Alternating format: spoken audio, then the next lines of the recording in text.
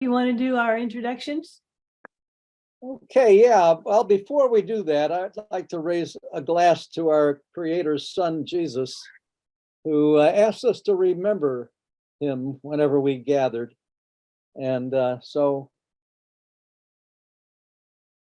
No. thank you, Cup of tea. Jesus.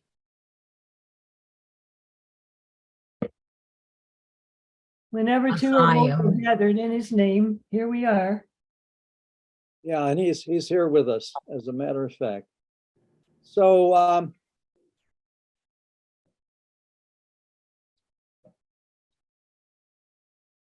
so let me introduce our main speaker, and as well as Rick Lyons.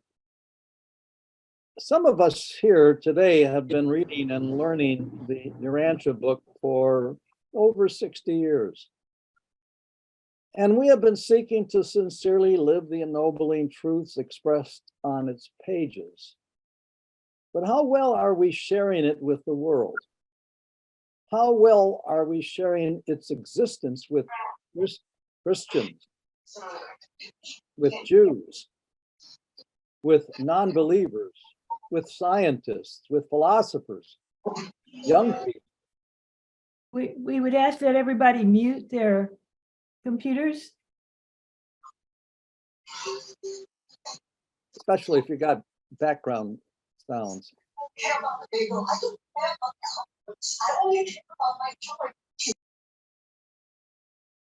Phil, as host, you can mute a person. Yeah, I'm muting people who are not muted, especially if I'm hearing sounds. Okay, I guess we can continue. So how well are we doing that? How well are we sharing the fact that the book exists?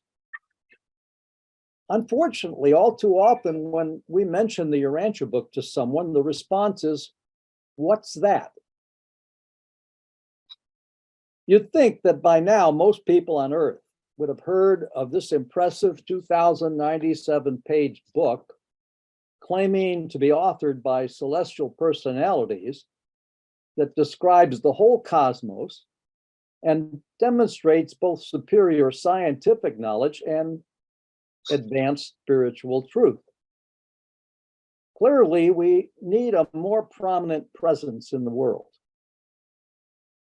Well, Gabriel Rymberg, of Jewish extraction, like Jesus, has a grand idea to do that under the name the Center of Unity.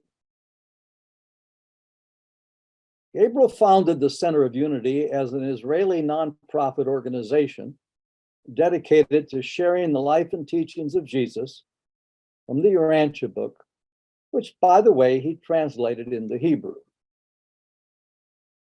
He has assembled a team of dedicated and experienced Urantia book students aimed at bringing the fifth epical revelation to the young people of today through three high-impact projects.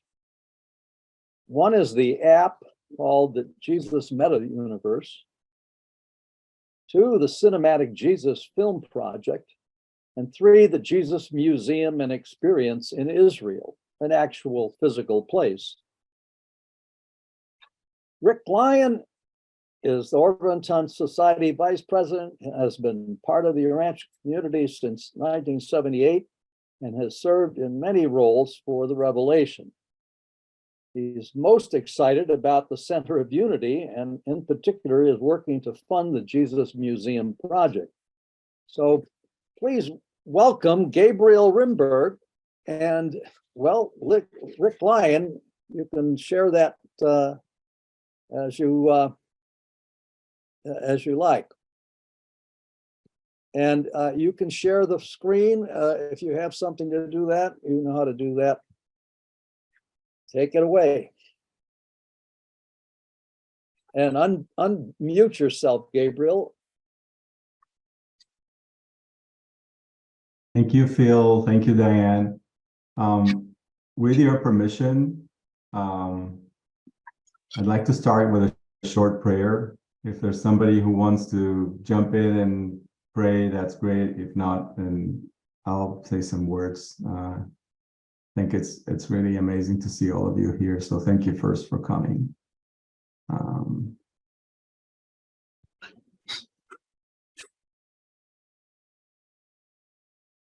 Beloved Father, Mother, beloved Michael, and Mother Spirit, whose name in Hebrew is Em Haruach, the Mother of Spirit. Beloved sisters and brothers, seen and unseen, that are gathered here today around us and here in this room. Thank you so much for putting us together. Thank you for this amazing team of people who are serving together in what I consider an amazing expression of teamwork on this planet. May all of them be blessed. May you guide us into sharing today what it is that you want us to share and inspire one another so that we can serve better our brothers and sisters, and especially the young people of this planet, the younger generations of truth seekers, who, as all of us, are looking for you and would like to be of service to them. And we consecrate, especially this week, in celebration of the Jubilee of Jubilees, that we will celebrate in depth and at length tomorrow. Well, actually, it's today, my time. I'm already in Sunday. So thank you so much for this time that we have together, for these technologies that allow us to do things that were not dreamed of before. And we look forward to receiving from you everything we need at the right time. Amen. Amen. Amen, Gabriel. Amen. Thank you. So we have a lot of time, but I'd like to leave a lot of time for you to be able to ask questions. There's many of our team members here today, which I also want to thank them. I have a presentation who's more like a story. So I basically will speak with a lot of pictures. Since we have a lot of time, if you feel compelled to stop me and ask a question, please do, for the benefit of everybody else. And I also have a demo to show you. The first version of the software internally, it's still experimental. We've released it internally to our team 3 days ago on May 18th, which is actually the day where 1993 years ago, Jesus has finished his chapter as human and went back home to Salvington, to Mother Spirit, and the proclamation of the Jubilee of Jubilees was inaugurated. So we worked very, very hard for the last few months to have something ready for this date, and we did. And this is just the beginning. So I have a demo to show you as well of what that software looks like right now. And Gabriel? yeah. Gabriel, I just wanted to mention, since everyone is muted, if they want to ask a question, do you know where to raise your hand? There's a icon at the bottom where you can raise your hand and then be acknowledged. Everyone know where that is? Diane, I won't be able to see it because I will be sharing screen and seeing just my screen. So if somebody wants to unmute themselves, usually if I don't have enough time, that's not a good idea, but today we do have a lot of time. So I leave it up to you. If you feel there's something important you want to share, or and then just the presentation will take longer, but that's fine. If everybody's okay with that, then I don't have a problem with that. Well, can Phil see the hand raising? Sure, I see the hand raising, and I see everybody's picture here, so that shouldn't be too hard. But, you know, I guess we should let Gabriel and Rick, when he gets into it, speak, and then we'll get more to a Q&A session. Yes, So at the end. finish their presentation. Okay, so I'm gonna get it started.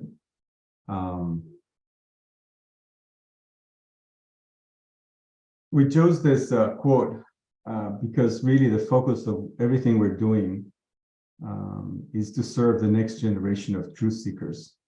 And in this presentation, I will first start with a very, very big picture, but I will very soon go into a lot of details. So, like Phil mentioned, I wouldn't be here today if it wasn't for the Urantia book finding me when I was traveling in Europe about, I don't know, 11 or 12 years ago in 2011. And somebody mentioned it. And when I started reading, I couldn't stop. And a few months later, I already contacted the foundation and with Tamara and George and Marilyn supporting me, I've been working together with a person who remains anonymous, but he's a very talented author. And you all know Avi Dogin, who's already in Mansonia. He was part of our team. And we spent many years translating the book into Hebrew. And like I said, I wouldn't be here if that didn't happen. But the point of this slide is to show you that some things we have to get started, and we really don't know how tomorrow will look. We just have to get the work done today. And I think these projects are an emblem of this, of something like small becoming bigger and bigger and bigger. And it's about hope as well. Everything that we're doing is about hope. I usually ask, I look around the room when I'm presenting this presentation, and I ask people for their age. But I didn't do this today, so I'm not well prepared. But the question I want to ask is, where are the young people? Where are the young people here today? Where are the young people in general in Urantia student groups? And the joke that I tell is, I'm 54 years old, and my son, who's 21, already calls me the old man, not in front of me, but behind my back. And when I'm in groups of Urantians, sometimes I'm the youngest person. And sometimes I'm a little bit older than the younger person. But many, many, many are older than me. And I think you can all appreciate that that's a question we've been asking for a long, long time. And I want to address this question head on. So the things that we're doing are focused on the younger people. And I also want to say that I'm personally an incorrigible optimistic. And I guess if you're an entrepreneur and you're dreaming about things, it's very helpful to be like that. So I put this Charles Dickens quote because we can see a lot of darkness in this world. But we should remember that according to the Urantia book, what we're seeing, the darkness, is in the background of a beautiful white, and the good always wins. Good is really what is real, and darkness and evil and the things that we see in the world are not. So I'm an optimistic, and this is a presentation of hope. I'm making some assumptions though. The first assumption that I'm making is that this world one day will be in light and life. And this is my own representation of a transition from a world that is really clearly not in light and life today, to one day becoming more and more and more godly. And in my words, more and more and more godly means that God is the center of everything that we do. And individually, we evolve to the point where we personally choose to find God and to put God first in our lives. And I'm a very literal person. I'm an engineer, so and a translator, which are creative endeavors, but still, I think my mind is quite literal. And I will mention this again to you, that sometimes I read something and I just follow that to the letter. So I think in this case, I have no doubt that we've been told that this will happen, but also that we have to do something to make it happen. It's not just going to happen all by itself. So the second assumption I'm making is we have to act, and we, the ones here today, the ones living on the planet today, and what it is that we have to do is, very individual. And eventually, when we do, we will be able to bring light and life to this planet. Elizabeth Callahan shared this little mantra with me a few years ago, and she said that you can find God for yourself, by yourself, in yourself. And this is almost like a roadmap. When I share this especially with young people, if they're already truth-seeking, if they're looking for something, this little sentence, this little mantra is like a roadmap to finding God, basically, and putting God first in your life. And there's a lot of questions that people might ask when they hear this. So this is like an entry point into our work. And for me, this is a personal roadmap towards that day where this planet will be more and more and more godly, or in other words, in light and life, or closer to light and life. But we do have some challenges. The young people of today, and actually not just them, are increasingly defining themselves by choosing the fifth box here. Last year in the UK, in a survey, people were asked, how do they identify themselves religiously? And, they're given boxes, they're given choices: Jewish, Christian, Buddhist, Hindu, and others. And 57% of these people chose the fifth box, which is the none. None is none of the above, and it actually already exists as an adjective, or as a noun, I don't know, something that describes people who do not belong to all the other categories. And more and more people are choosing or putting themselves in that box. This is where our target market of younger truth seekers is, for the most part. So we cannot ignore this trend that has been going on for a long, long time. So we're taking this as part of the world that we live in and how we have to address them. And our challenge basically is, like Phil said, we're concentrated on sharing Jesus with this world and sharing Jesus with the younger generation. So we have a challenge because Jesus is associated with religion by almost everybody you will ask. So the reason I put this lollipop here is because in the Urantia book, Jesus, especially in part 4, is presented with so much detail, such a rich tapestry, such a rich story, and all those insights and teachings. Our job is to take those out and make something that is delightful, that is so sweet and so unassuming and so beneficial that people would like to share it. This presentation, I'm going to give some credits, is inspired by somebody called Seth Godin. I don't know if you know him, but he's a brilliant marketer. He wrote many, many books, and he's been publishing a newsletter, an email newsletter, for many, many years. Every day he sends a tidbit of inspiration. And he said just recently, last week, and I clipped that and I saved it, and I want to give him credit for this beautiful piece of advice. He said, if you want to make something that will market itself, you want to make something that people would like to share. So I'm inspired by Seth, and I'm saying that if we create something that is delightful in everything that we do, especially for the young people, they will just shout it out and they will share it with others, and they will help spread the word. And of course, our brothers and sisters, our elder brothers and sisters who live on this planet, they will also help us.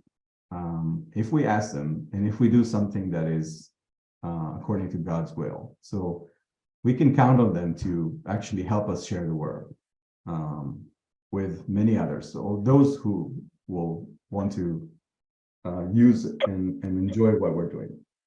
So that is the big story. That is the big context. We're looking for ways to serving the younger people. We're working for ways to share Jesus with them. We have this challenge of living in a world in which institutional religion is losing its power. These are the big trends. And now the rest of the presentation, I'm going to share with you a little bit more details. I'm going to go lower from that big picture into why is it that we're doing this? And we, as the Center for Unity, I'm going to talk to you about how is the Center for Unity different, not better, not worse, just different in our ministry. And we're not a church, but I use the word ministry because it's a very rich word to describe that we're doing this as a service. So how are we approaching what we're doing differently than any other group that I know of?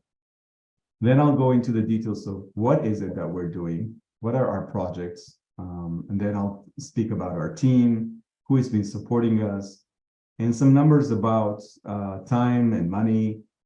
These are not small projects. So I'll explain to you what we've been doing and when can you expect things to materialize. So the first thing I'm going to talk to you is about why. And I told you before, I'm a very literal person. So this is 195.98. I see that there's some things in the chat. So Rick, if you can address those, because I can't read the chat. If there's somebody who needs to ask something urgently, then you can stop me anytime. Yeah, I'll watch it. I think it's just people putting their email address in, but I'll watch it for you. I'll just keep going. So remember, I'm speaking now about our why. And why are we doing this? Why are we waking up in the morning and spending all this time? So when I read these words, and I read them many, many times, I'm centering of what is bold in the middle. What an awakening the world would experience if it could only see Jesus as he really lived on earth and know firsthand his life-giving teachings. So when I'm being literal, I'm saying we have to show the world what Jesus was. They want us, they need to experience and they need to see Jesus as he really lived on earth.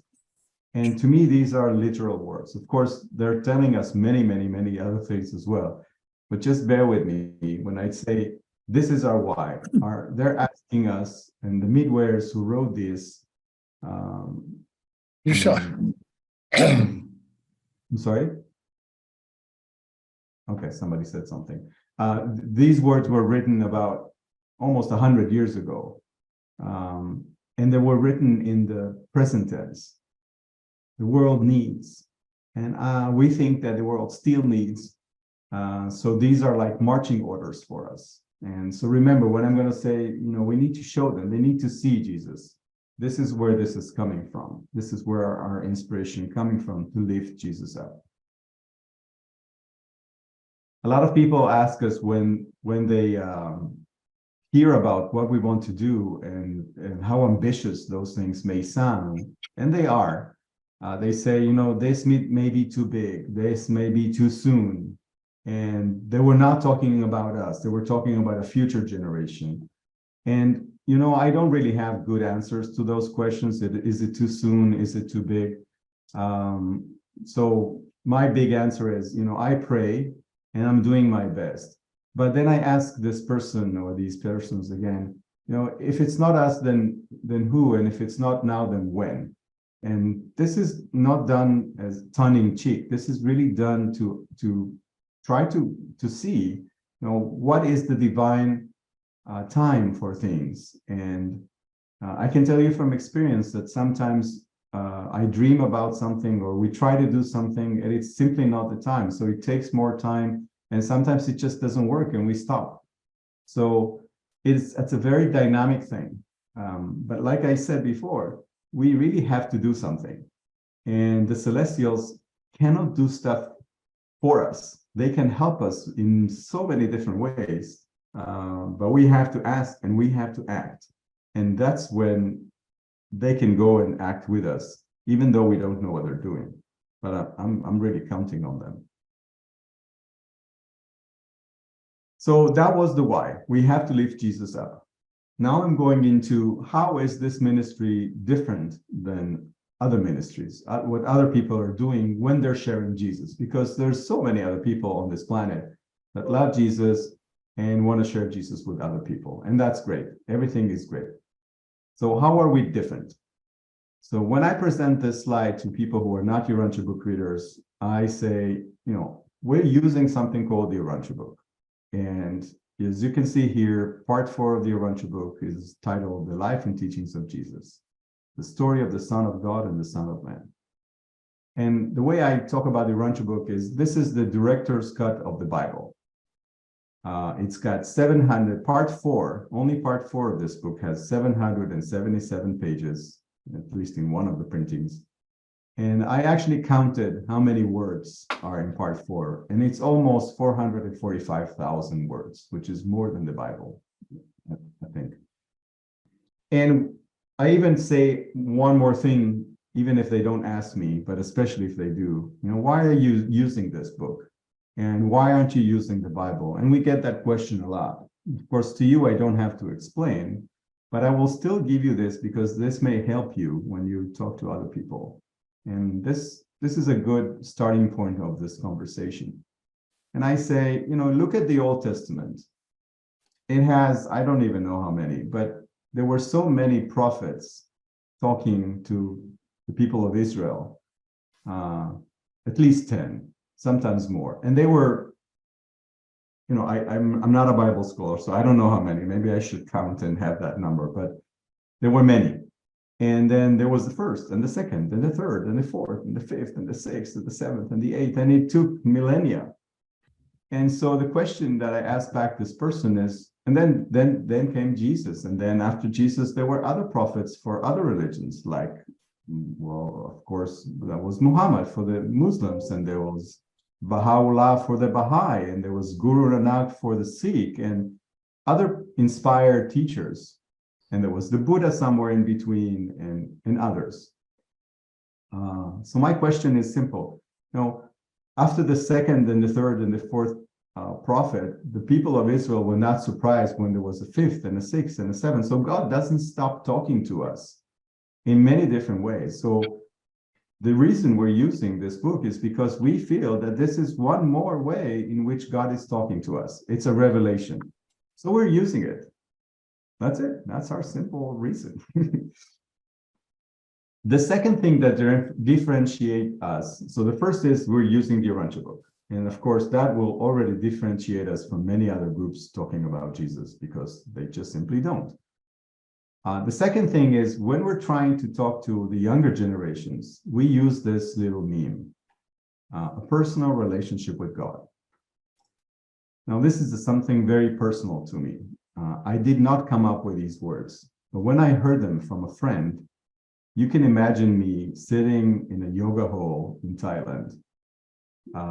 I was basically in a place that was a very traditional yoga school. I spent a whole year there. And the first part of that was basically like a yoga boot camp. And I went to boot camp. I was in the Israeli military, like many other Israelis. So I know what boot camp looks like. This was a yoga boot camp. And I meditated many, many hours a day. And I practiced many different things that the yogis of old used to do. I can tell you a lot of stories. But to make it short, when I heard these words, it was in a meditation hall. And the person who told me this is a friend of mine, another Israeli. He was talking about his own meditation practice. And he said, when I'm sitting down to meditate, I'm in my personal relationship with God. Now, I heard these words way before the Urantia book arrived into my life. And I remember every detail about those moments because these words changed my life. But it took years. And only after I started reading the Urantia book and understanding what does this mean. So we're going to use this, a personal relationship with God, when we talk to the younger generation. And you can see that the word religion is not here. And this is the first way that in which we're going to try to head on address the fact that many are not interested in religion anymore. They don't want to hear about religion, but they're still looking for things. They're still looking for truth or meaning or purpose or goodness or whatever. So this is the second thing that differentiates us. This is how we're going to talk to people. And you know, when you say to somebody that they can have a personal relationship with God, many times you will get some questions, and many questions. And the first one will be how? How can I do something like this? And this is where the midwayers help us again. This is from 169. And the bold part at the bottom that I'm reading is, you can know God not by understanding what Jesus said, but by knowing what Jesus was. Jesus was a revelation of God. So we have to lift him up. People have to see what Jesus was and then know what Jesus was. And that is a portal to having a personal relationship with God. So like I said, I'm very simplistic as an engineer. And when I put these things together, now a picture, a strategy starts to emerge on how we can address the next generation of young people. Now, we'd like to say that we want to talk to non-practicing Christians, the people who were born into a Christian family, probably in the West, in Latin America, mainly in Europe, the Occidental folk of the world, but they're not practicing. They will not go to church. They don't say that they're Christian. They will choose that box that says none. So those are our target market. But then there's 6 billion people who are not Christian at all, and most likely not interested in becoming Christian. Some of them might be, but most of them probably not. And I can speak for myself, like living in Israel, surrounded by Druze and Muslim, and of course Jewish people. Very few of them convert to Christianity. So I can assume that we have a lot of people that are non-practicing Christians and non-Christians who are not interested in Christianity per se. But again, our challenge is we want to talk to them about Jesus, right? Remember? And this is our third differentiating factor. And these three words, Jesus before Christianity, they came to me through Bobby Dreyer. But of course, he wasn't the first one who thought about this. But a few months ago, and Diana, I really love your idea of a soul study group. That's amazing. So I'm part of a soul study group called the Prayer Circle. We started that prayer circle the day Putin invaded Ukraine, February 24th, 2022. And it's been going 7 days a week ever since.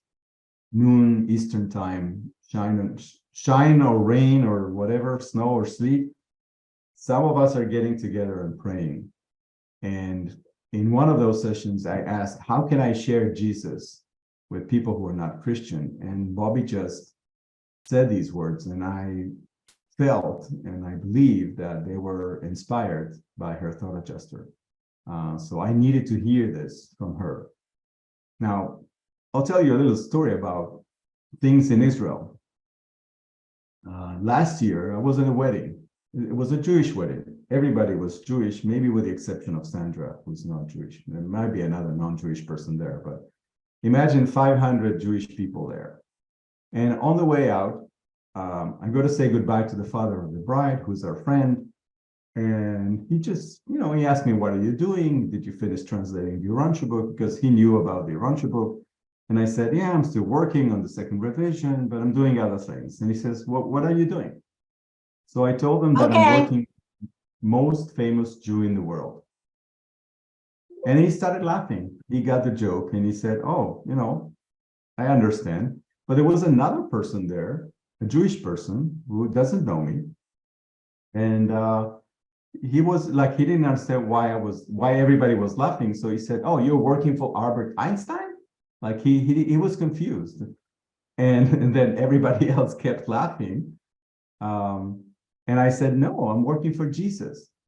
And this man, bless him, he looked at me and he said, he was even more confused. He says, but Jesus was Christian, you know? Now, I will show you a picture of a boat in a little while. But I will digress now and say that behind that boat, which some of you, I already took there physically, and some of you already saw it physically, but behind that boat, there's a placard that talks about Jesus. And in Hebrew, the words Christian, and the word Christian comes from the word Nazareth. So when you say Christianity, it sounds like Nazareth, Nazarat, Natsut. It's basically coming from the same root. A Semite language has roots, and you make words by using the same root, 3 consonants. So when you say Yeshu or Yeshua HaNotzri in Hebrew, which means Jesus the Christian, it can also mean Jesus of Nazareth.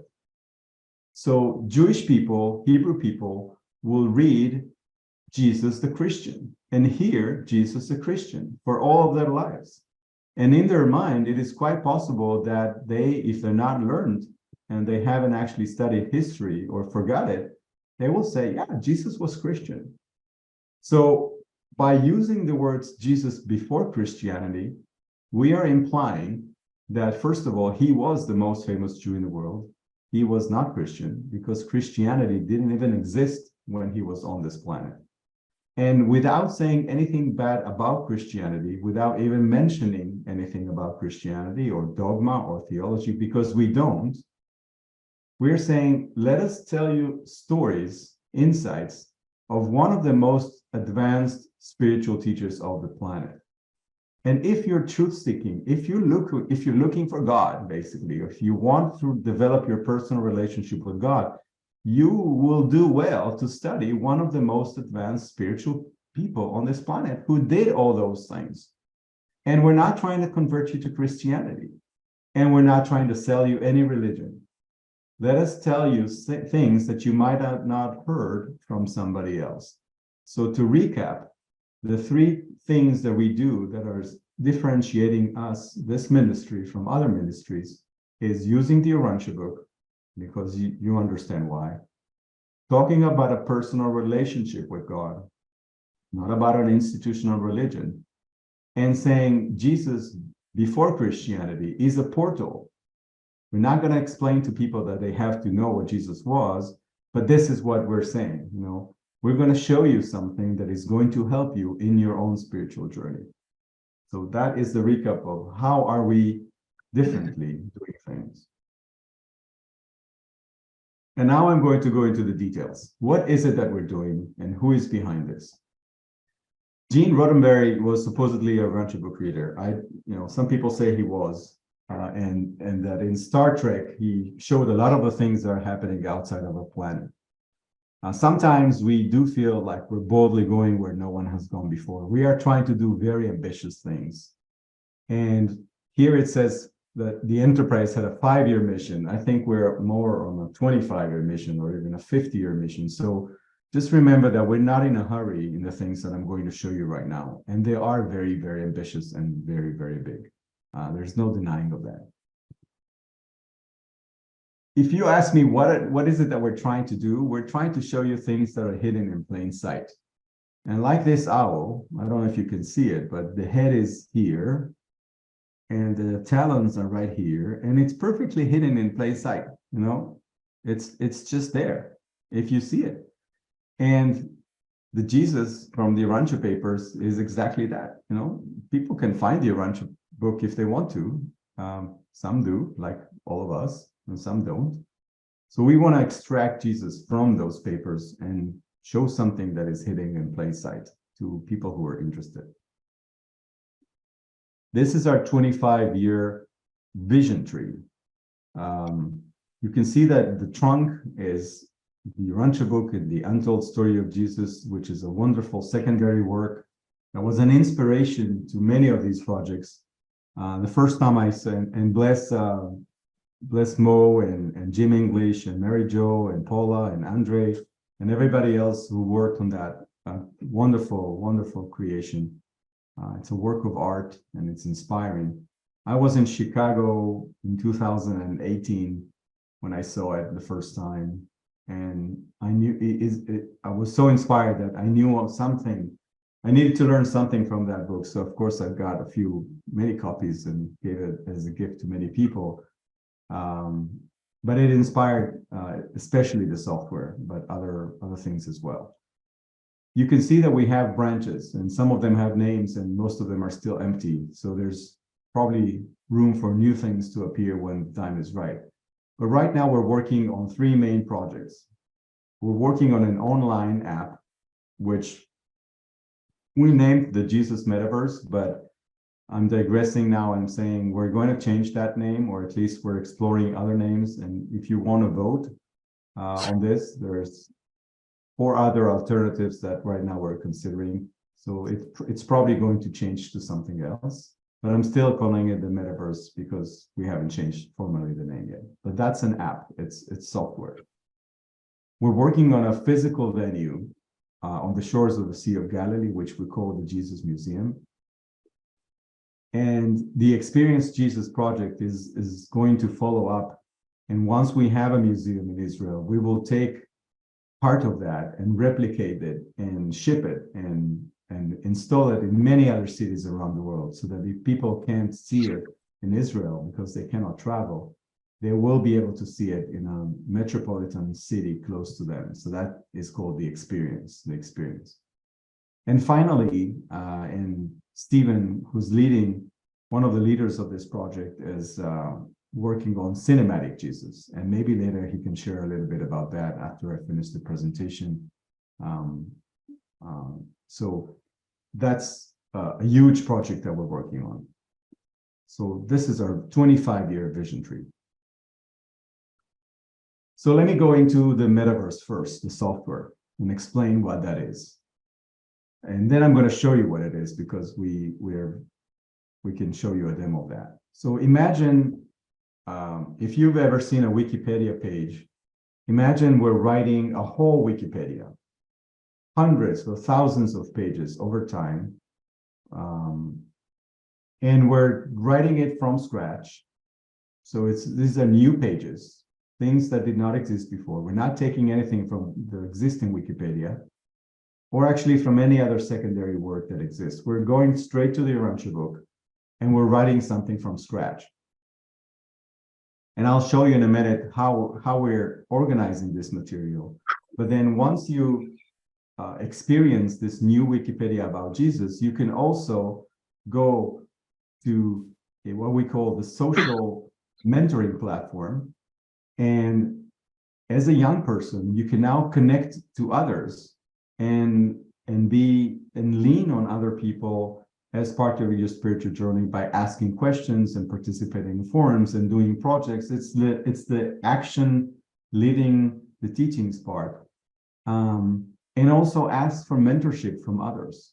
So we're taking a social network, so to speak, and a Wikipedia, all centered and focused about Jesus, all with new interfaces, non-commercial. This is always going to be free. There's no ads. And it's a safe place for young people to explore what Jesus was, and then take that and incorporate that into their spiritual journey. This is our offering to this generation. Quick question. Yes. So this is not Facebook's or other companies' metaverse. No. Okay, I just want to clarify. Thank you. Yeah. So, and I'll address this in a moment. This is a knowledge graph. This is what started the whole thing. This is 21st century technology. And we spent thousands of hours collecting information from the Untold Story of Jesus and from part 4 of the Urantia book. Several people went through, and Sandra, my wife, was one of them. I don't see anybody else who did that work here, but a group of several Urantians who know part 4 very intimately spent thousands of hours collecting information into a new computer model that represents all the people, all the topics, or many topics, relationships, events, locations, and dates, time, groups of people that are mentioned in the Urantia book. So now we have a computer model, and this Wikipedia is based on this computer model. So we can do things that the regular Wikipedia doesn't do, and we did.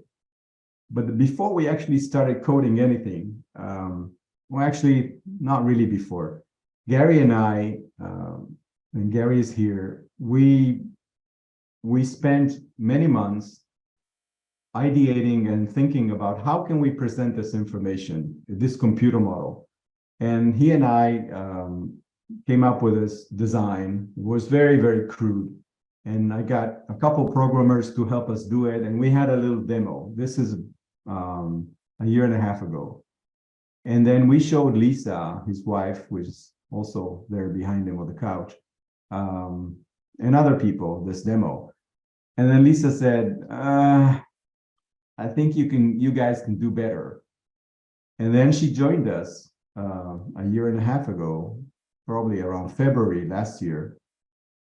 And she led us through a process where we started to ask questions about how can we serve younger people that are searching for truth by sharing Jesus with them. That was the question that we asked ourselves. And through this process, she created Fiona, which is a fictional person, and two other fictional persons. They're called avatars in the domain of computer science and user experience design. We gave Fiona an age and an occupation and a bio and goals, and all this is fictional, and it was based on research done by other people. And by talking to younger Urantians, we have our own focus group with millennials, with Angie and May and Juan and Alexander and Shane. They're 40 and younger. And we sat with them as well. And Andrea was part of this process and other people. And we basically said, okay, how can we build a software product that takes that information we've collected and shares it with younger generation? What is it that they would like to see? How will they use it? And what I'm going to show you later, the demo, is the result of that exploration. And then we hired another programmer, and with Lisa, who designed everything you're going to see, and Gary, who painted everything and artistically directed everything, we created this new product, which we call the Jesus Metaverse. I do want to say something about the name. We're going to change it. But also the first version of this product has nothing to do with augmented reality or mixed reality or extended reality. You don't need goggles. It's not going to be immersive. That will come later. And the reason it will come later is because first we want to start with something that is easier. It's not easy, but it's easier and of course less expensive. And second, because most people still don't have this gear. So, there's rumors that Apple is going to release something really soon. And we know that Apple, when they release something, it's going to be something that the mass market will be able to use. But this is still probably a couple years or more away that everybody has this, like everybody has a phone. So we're going to use the phone because everybody has a phone. And with the phone, I mean a tablet and a computer. So the first version of the metaverse is something you can experience on your desktop computer, on your tablet, and in your phone. And it's very deliberate. The second thing I want to say is, like I said before, we're building something as a service. There will be no money exchanged. We will ask people to pay it forward if they want to help us. But there's a direct call to action to everybody here. This is going to be provided free of charge and free of ads. We're not going to monetize this. And we feel that the Urantia community is the people who should be, or we ask that help us finance this. This is basically our smallest project. That's what I want to say here. But Rick will talk about this later. The second project is the museum. So imagine if you're coming to Israel, you can walk into a venue and you can be transported back in time. This is not a museum with archaeological objects at the center or art at the center. Storytelling would be the center of this museum. And we're going to take you back in time 2,000 years and immerse you back with the best immersive technology. And Stephen here and Rick is leading this project, and Stephen is our creative lead and has a lot of experience with these technologies. We're going to tell you this story of what happened there. Why was Jesus so instrumental? Why was the most famous Jew in the world instrumental to this planet? And then many people don't know the details of what happened back then. But another aspect that we want to highlight, and this hasn't been done so far, as far as we know, is take you forward in time and tell you the story of the last 2,000 years. What happened since Jesus was here? And how did that change the face of this planet? Now, I want to tell you something about this museum. We're not going to put the Urantia book at the center of this museum. The people who are working on this are Jewish people, myself included. Many of them are not Urantia book readers. We have a team of lawyers in Jerusalem that are helping us manage this project. We have a team of creative people in Tel Aviv that have a lot of experience in creating immersive museums and experiences. They are not Jewish, they're not Christian. They know, they're now studying more and more about Jesus. We gave them the Urantia book, we gave them the Untold Story.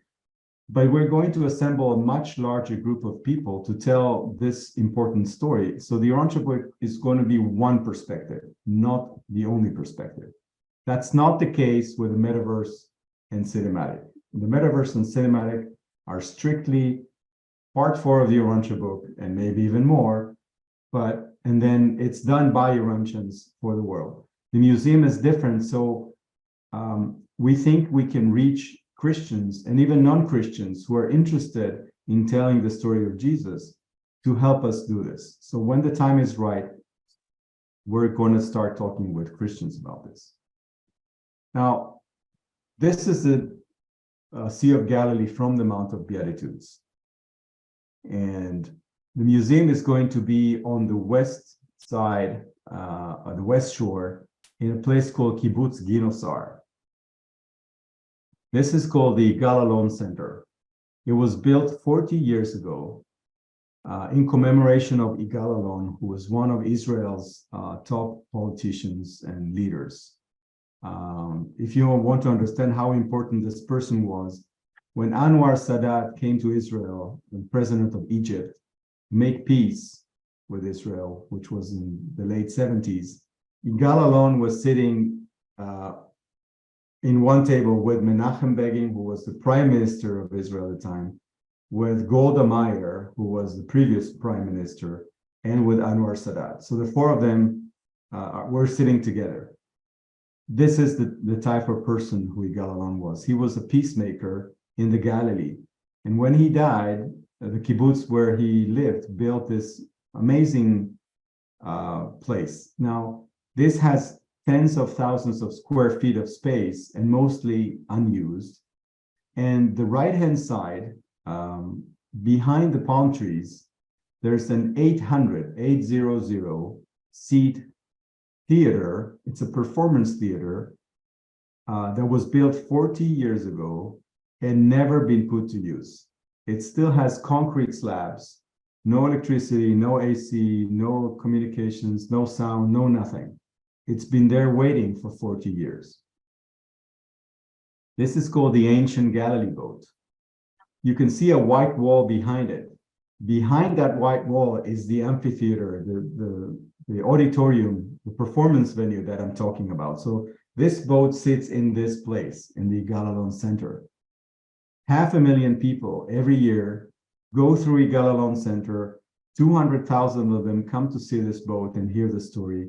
300,000 don't even stop. They just go through the building to the Sea of Galilee to take an actual boat ride and do a mass or just a tour of the Sea of Galilee. This is an underappreciated object. It's been excavated out of the Sea of Galilee, and it's been there for 2,000 years. This object has been carbon dated to the time of Jesus. And the historians who see this boat and analyze it recognize that the Romans, and there's many Roman boats that survive, the Romans built boats differently. The boats of that era were not like this one. This one was built with superior technology.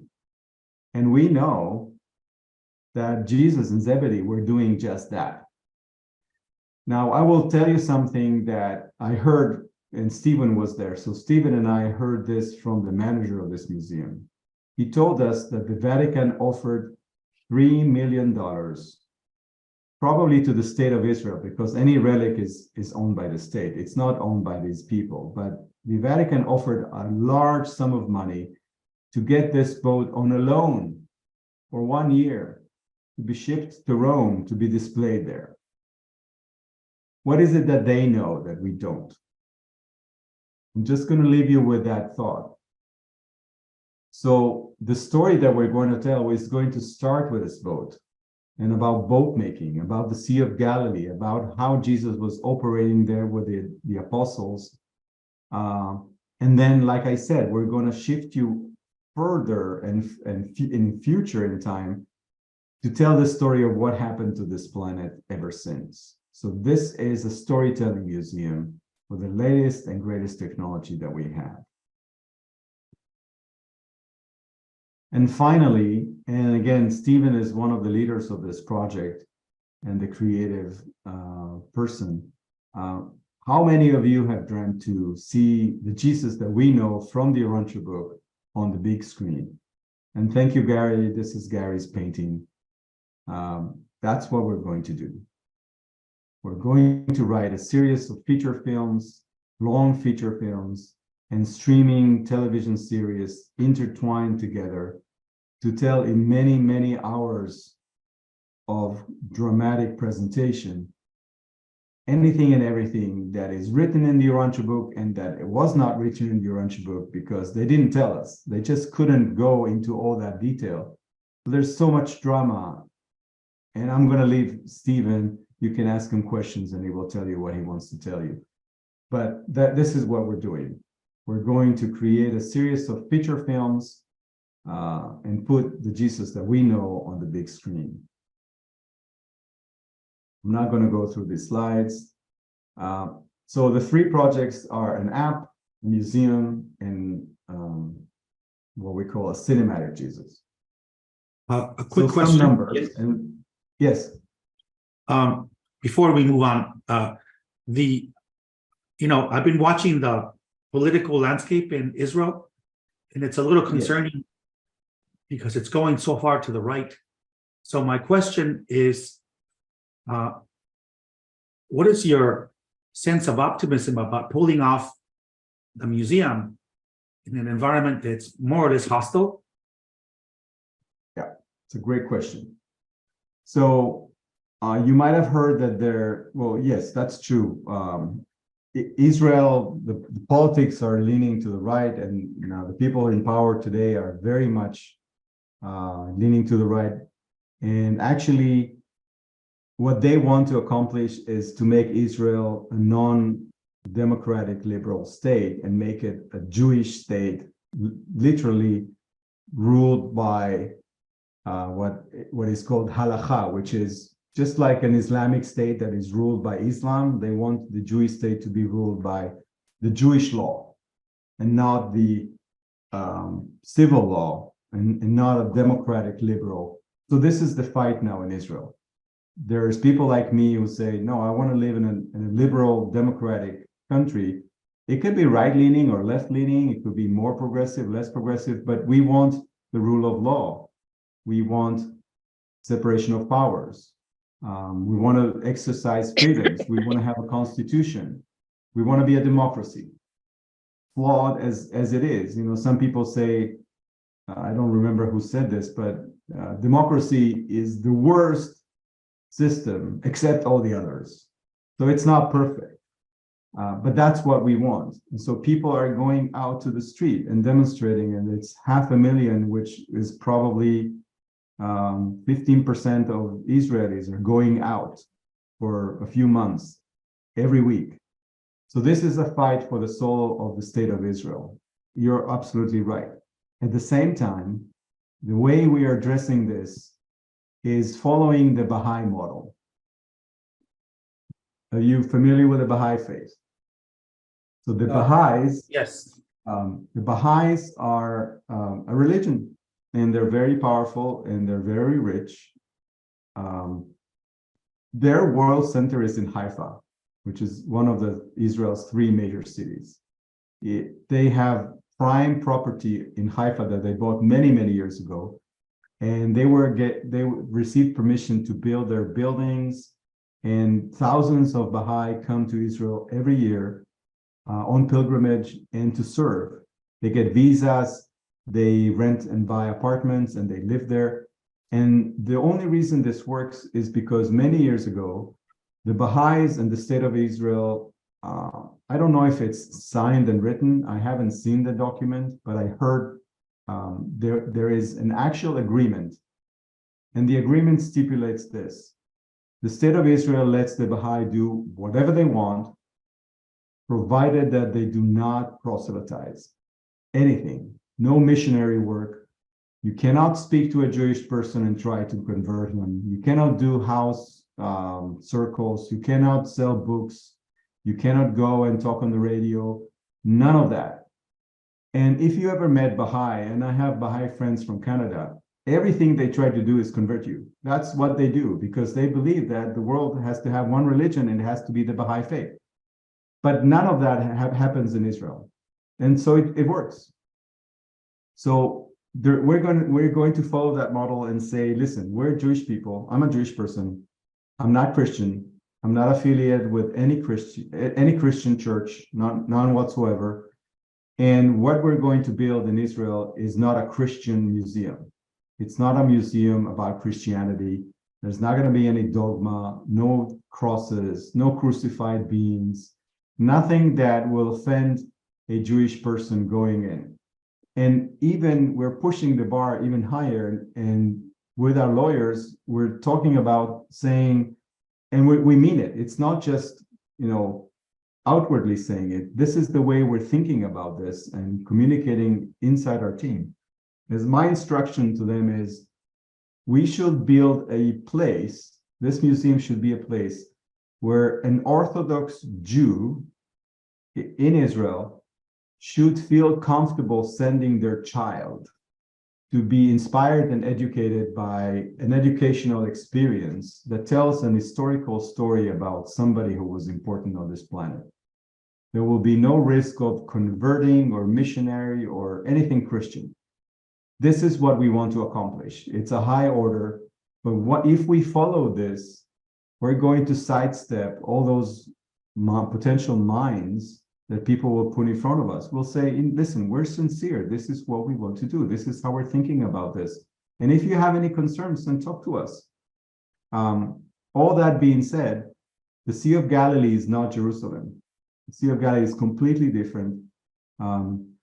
Like I said, there's about 1 million pilgrims coming there. The regional economy is based on tourism. Everybody understands these are Christians following in the footsteps of the Master. This is what it is. And there's no problem with Christians coming. Israel is actually preparing for 10 million tourists. And as soon as we sign some peace accords with the Saudis and the Emirates, all those Muslims are going to come. Isa is a prophet for them as well. They don't feel comfortable coming to Israel in big numbers, but they will. And so they would like to see this as well. So we envision a place where hundreds of thousands of people will come every year over time and come to experience this. And like I said before, Seth Godin said, build something that people would like to share. This is what we want to do. I hope we get all the help that we need to do it. But that's our approach. So we're thinking about everything you said, and And I pray that what I said is enough, but if not, we'll deal with what comes. Thank So you. before I go into numbers, I want to tell you a little bit about who's behind this. And I'm going to defer to Rick to the numbers of donors and everything else, so he can talk about it at the end of the presentation. But last year, before Christmas, we did a year-end celebration. And I read the names of these people. And all of these people contributed with their time and talent in 2022. And these are 44 names. And since then, our ranks are growing. So we're more than 44 people now. Our organizational structure is for the long term. So we set up 2 nonprofits, one in the US, which is 501c3, and one in Israel. We have an executive team that's Rick, myself, Luis, and Santiago. We're spread all around the world. We have several boards, an advisory board. Each one of the nonprofits has a board. Each one of the projects has a project team with a project manager and different other teams underneath. So we have a data curation team who did that computer model. We have a creative writing team who's headed by Andre. Rick is heading the museum team. I'm the project manager for the metaverse.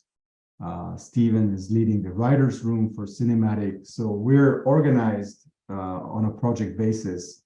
And then Santiago is leading our marketing team. And there's other people working with him on that. So we're building an organization to do all these things.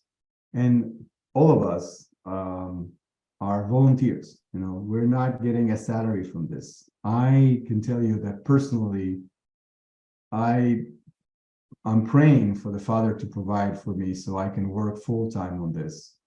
And I have been working full-time on these projects for the last year and a half. So I sold my own company so I can dedicate my time full-time. And some of us are investing a lot of our own treasure and our own time into this. So some numbers. We started the metaverse almost 2 years ago. Like I said, Gary and I and Jim English started that. These are very conservative time and money estimates.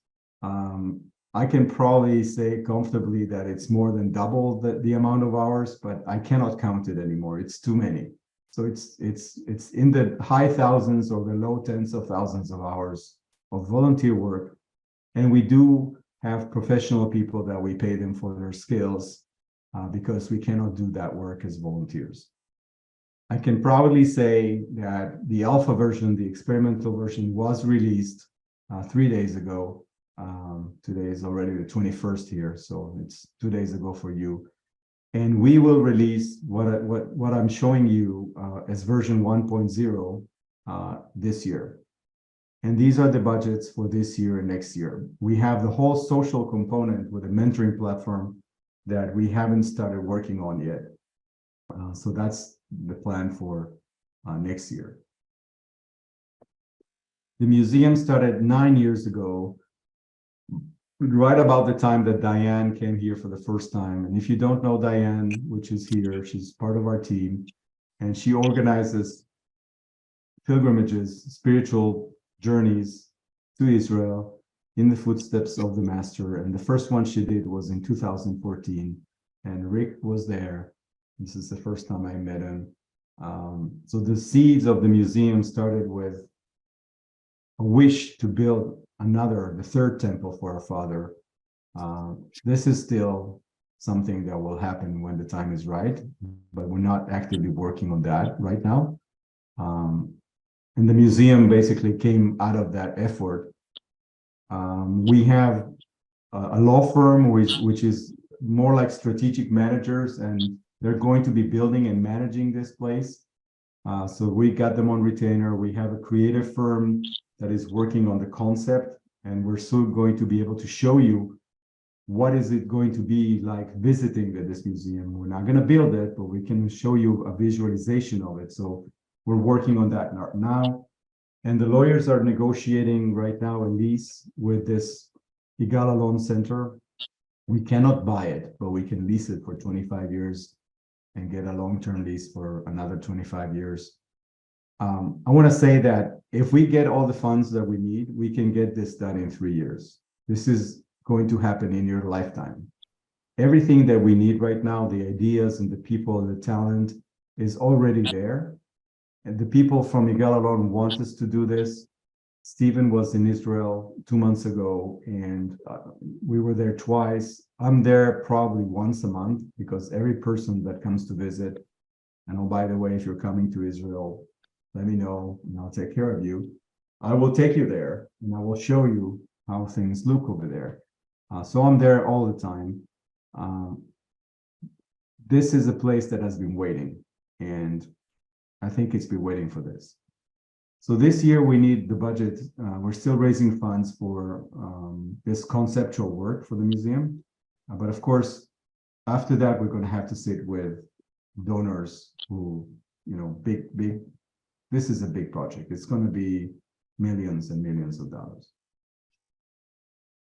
And the cinematic started with Jim English and myself musing about how to put Jesus on the big screen. Gary and Jim are working on shorter films or videos over the last year, and you should watch what they're doing. It's amazing. And tomorrow, Gary is going to show one of their things at Diane's and Josh Wilson's celebration of the Jubilee. So make sure you come and join us and celebrate our Master and our Mother Spirit. We've spent many more hours than 500. There's already a second generation writers room working right now. It's in the thousands of hours of volunteer time. And our goal for this year is to write the documents, the treatment, the beginning of a feature film that we can actually go and sit in front of film people in that industry and say, here's something you've never seen before. We want to produce this. So the numbers here have no connection to reality. It's going to be many millions, and it's going to be financed the way films are financed. So I'm coming to the end of this presentation. What I'd like to say is, these are projects done by Urantians. We are a tribe, like it or not. Maybe we're small, but we're powerful. And each one of us has been, somehow the Urantia book found him or her, or the other way around. I can tell you that Rick Lyons found it in a dumpster truck. I found it in a dumpster, not truck, a dumpster, like a dump in the trash. I got it in a bus in Latvia. Somebody mentioned it to me, and we all have our own stories. So these are legacy projects. One day we will all be standing, sitting, kneeling, floating, whatever, in front of Michael and Mother Spirit in Salvington. I have no doubt, all of us. And we will tell them, they will know that we come from Michael's planet. And I know that when I speak to Michael in person, when that day arrives, I will be able to say, as soon as I know that you were on where I was born, I dedicated my life to sharing your life with my brothers and sisters. This is my life mission. And I will say this to him, and he will know. So I invite you to join us in this life mission. This is my personal prayer. The perfect ideas, talent, and treasure arrive when and as needed. These things are divinely timed. If they're not the will of the Father, they will not happen. I don't know the will of the Father. It's something dynamic that happens all the time. But what I do know is that I keep sharing this with people, and people get excited. And they say, I want to help. I want to give you some money. I want to give you of my time. I have some ideas. And this is a snowball. And it's been happening for, like you see, many years already. So we're Urantians. And we've been given this revelation, and there are some things that only we can do in this generation. So at the end, this is all about hope, and it's all about the next generation of truth seekers that we want to help serve. This is the end of my presentation. And now we can take questions, or I can show you a demo, or I can give the yield to Stephen and Rick and anybody who's on this project, and Gary, and if they want to share something personal. There are some slides about where you can find it. I can send this deck later to you if you want. We have an old website that is called jesusmetaverse.org. We have a new website that Gary and Lisa and many others have been working on called thecenterforunity.org. It's going to be live soon, and you can find us very easily. I think we will share information with you.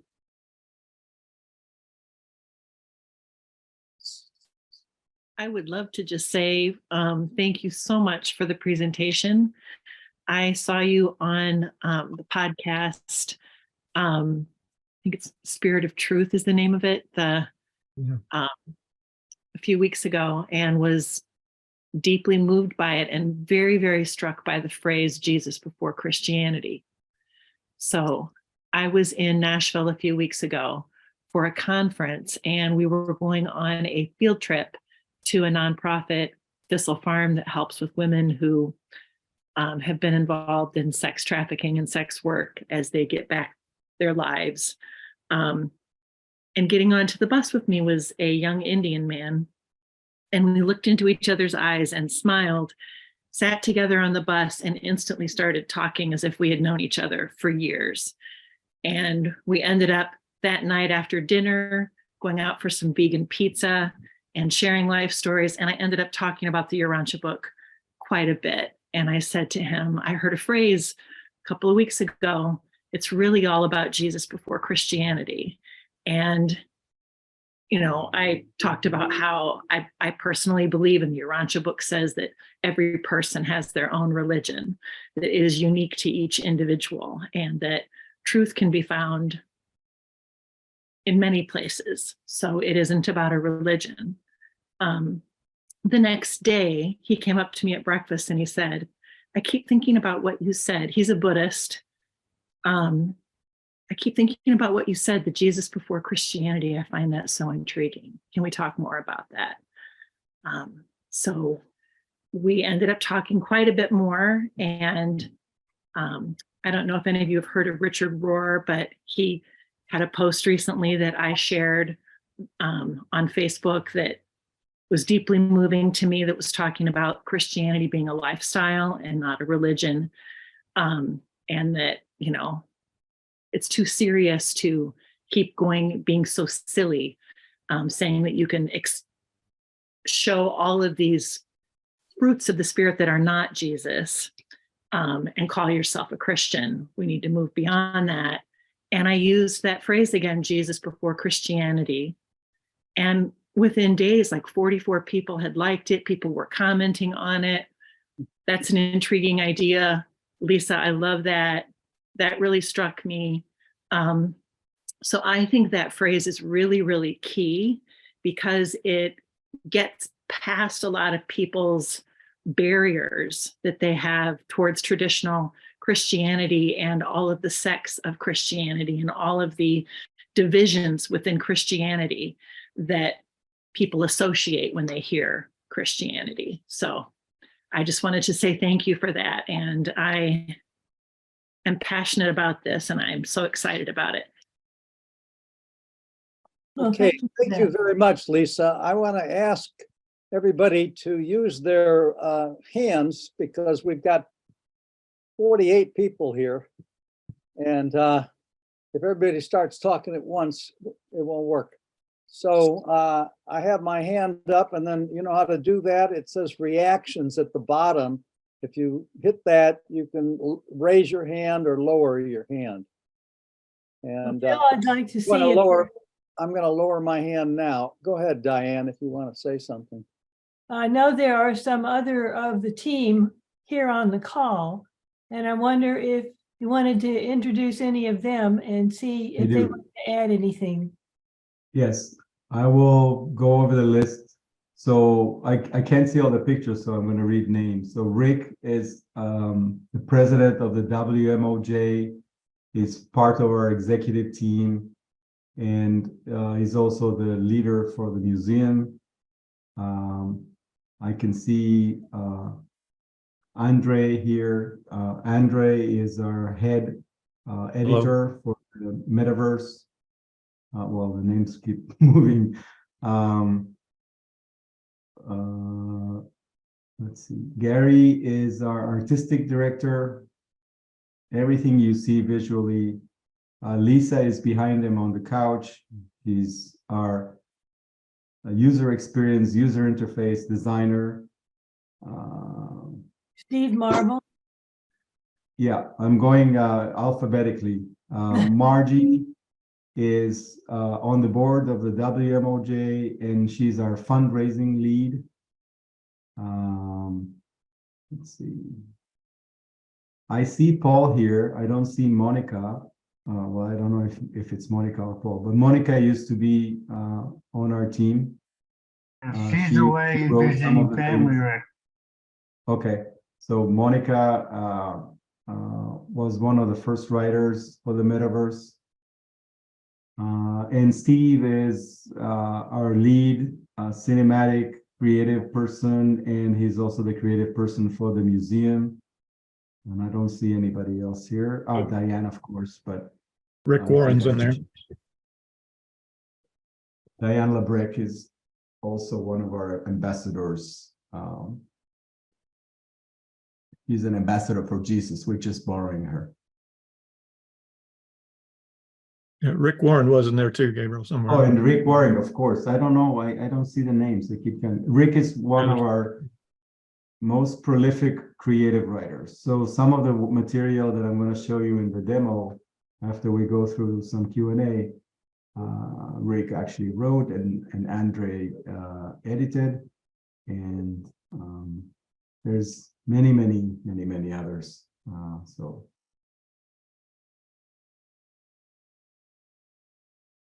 Go ahead, Nick, your hand is up.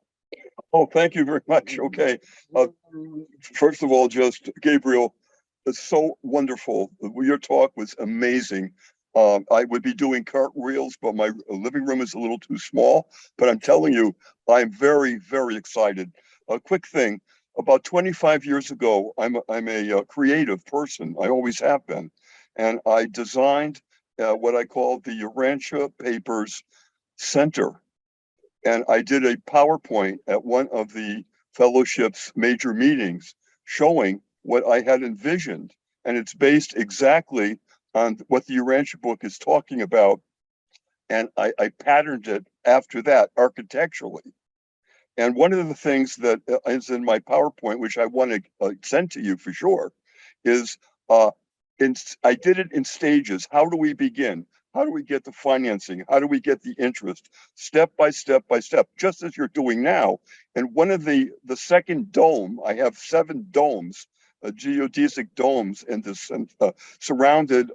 They're on the 3-ring azure blue reflective pools, and the domes are that's the center of my whole center of the whole thing. It's the very center of it. And the second dome, and here it comes, and this is why I'm excited.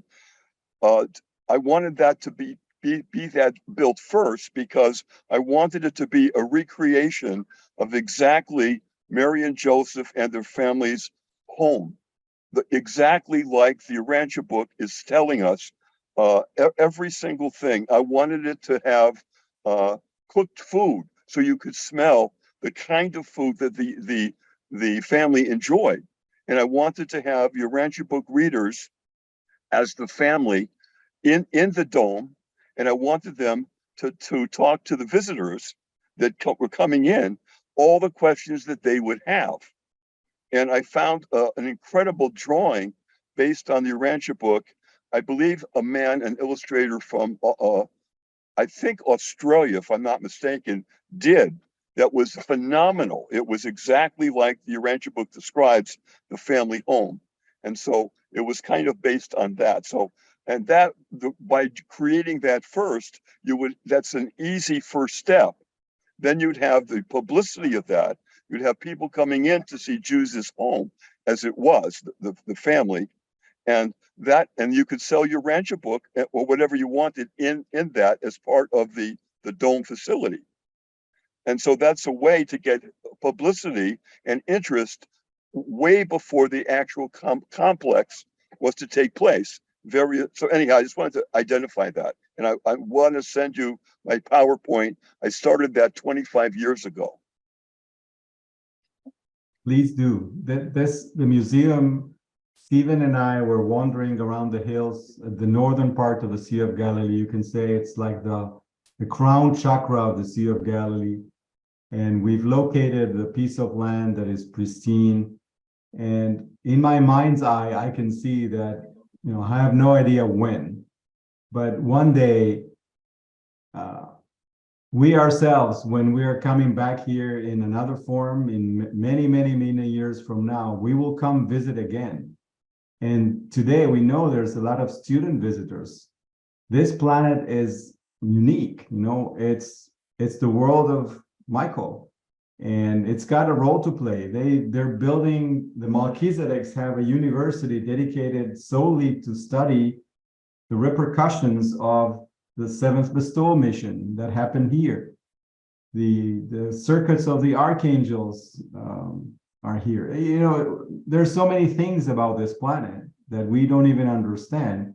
So all this to say, we're putting a little cornerstone on the Sea of Galilee with Michael's name on it. And actually, Rick will tell you this, that 9 years ago, he actually planted a little Urantia book, a little concentric circle flag on one of the hills across the Mount of Beatitudes. And we made this prayer. We didn't know what we wanted to build. We didn't know it was a museum. We didn't know it was going to be a complex. Even a temple wasn't known then. But all these things will exist one day, whether it is us or somebody else. I don't know, but we have to start somewhere. So today we can build a museum. The Jewish people of Israel and the pilgrims are going to like a museum where we tell stories and we inspire them with the greatest technology we have. I'm going to let Stephen go and say more about that. But yeah, this is a cornerstone. We're just starting with something small, and then it will go big and big and big. So please send me everything and I'll send it to Stephen, and I'll also share with the creative team, and it may inspire them. So I guess Nancy Hill's next. I am. Thank you. First of all, I want to tell you all how honored and blessed and happy I am to be in this beautiful group of spiritual mind like peace and love people.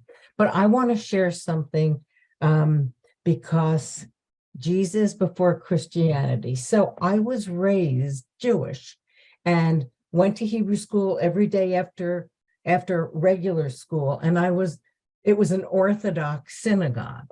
So the guys sat on one side, girls and women sat on another side. This is a very long story because I'm older than 40, but so was raised like that. And, when I was in school during Christmas time, we were told we're not even supposed to, in the Christmas songs, I was in the choir, we're not even supposed to say Jesus's name. So it was, I don't even know why, because it never made sense. So I love and honor and cherish my Jewish upbringing and heritage, and I will never deny that for a moment. I do consider myself a Jew-ranchian right now. But Jesus before Christianity. So I was just introduced to Jesus for the first time in my life about 4 years ago. Okay. I was not looking for anything. I have always been extremely spiritual, always knew I had angels. If I go on too long, let me know. Always believed in God. So obviously the Urantia book found me. Of course, at first I asked, is it Jesus based? Well, yes. Oh, nope, nope. Can't do it. And then I kind of looked into it and it was like research. It's like, oh, cult. Nope. Oish, no, not going there. All right. So as I have met Jesus, and again, Jesus before Christianity means a lot to me for the very reason that I also just, oh, I get so emotional. I just learned in the last 4 years, and God has me on a very fast track with this, that Jesus was called Rabbi. I had no idea. It really makes me so emotional. I really had no idea that the apostles were literally nice Jewish boys. I had no idea. This never was given to me, taught to me. You know, I knew about the holidays because I had friends who were Christian. So meeting, knowing, experiencing, feeling, being an absolutely true Agendanter, which I'm very proud of. Jesus before Christianity, because even my sister, like when I tell her about this shit, oh, interesting. All right. So that's a very, very meaningful 3 words. So thank you for sharing that. Thank you very much. Thank you very much, Nancy. You know, I know someone who was raised Jewish, and I had to tell her that Jesus was a Jew. She never heard that. No, it was like, really, who knew? But Akinahara and Tutu, and I thank you for all the lessons over these years, and because I know so many of you and adore you for teaching me and being patient with me. And Gary Tong, thank you from day one. And Rick, anyway, I'll just keep blabbing. Thank you so much. I love you all. Phil, I want to ask, are the folks here willing to go a little beyond 5 o'clock? Because that was normally our ending time, but we certainly can extend it. Well, we've got at least 22 minutes before that, and we'll have gone for 2 hours. So I don't know, we'll see. But I guess let's have some more questions. I think Jose Espinoza had his hand up next. I want to spend at least 5 minutes at the end showing you a demo of the metaverse as it is right now, because that's important for you to see where we're going with this. So Sure. 5 minutes before we finish, I'd like to bring up the screen and show you that. Yeah, I'd like to do about 10 minutes myself, please, at the end. So. Okay, so my question is, so thank you for, like everyone else said, thank you for what you're doing. I appreciate the effort. My question is more about brass tacks. And actually organize it. How can we help? Well, I know that I saw the budget, so I know you need some money. But what other kinds of help? Can you give us ballparks and skills needed, basically? Are you set for programmers, for instance? Yeah, Jose, we have, let's say you can be a volunteer, and then basically that means you're going to do something within the team. You can be an ambassador, and we will train you to share. with other people, Christians, non-Christians. We have a media kit and the whole process of training, so you can actually go and talk to people, but you will be equipped with a lot more material, most of it coming from this presentation, but other. So you'll feel more comfortable sharing this. And then, of course, donations. Rick is going to mention where is it that we are right now with the metaverse. Yeah, so those are the three opportunities. And so I'm going to put in the chat a link to our volunteer and a link to the ambassador. So it's a little Google form, and if you can fill one or the other or both, and we'll get in contact with you, and anybody who wants to can do the same. Thank you.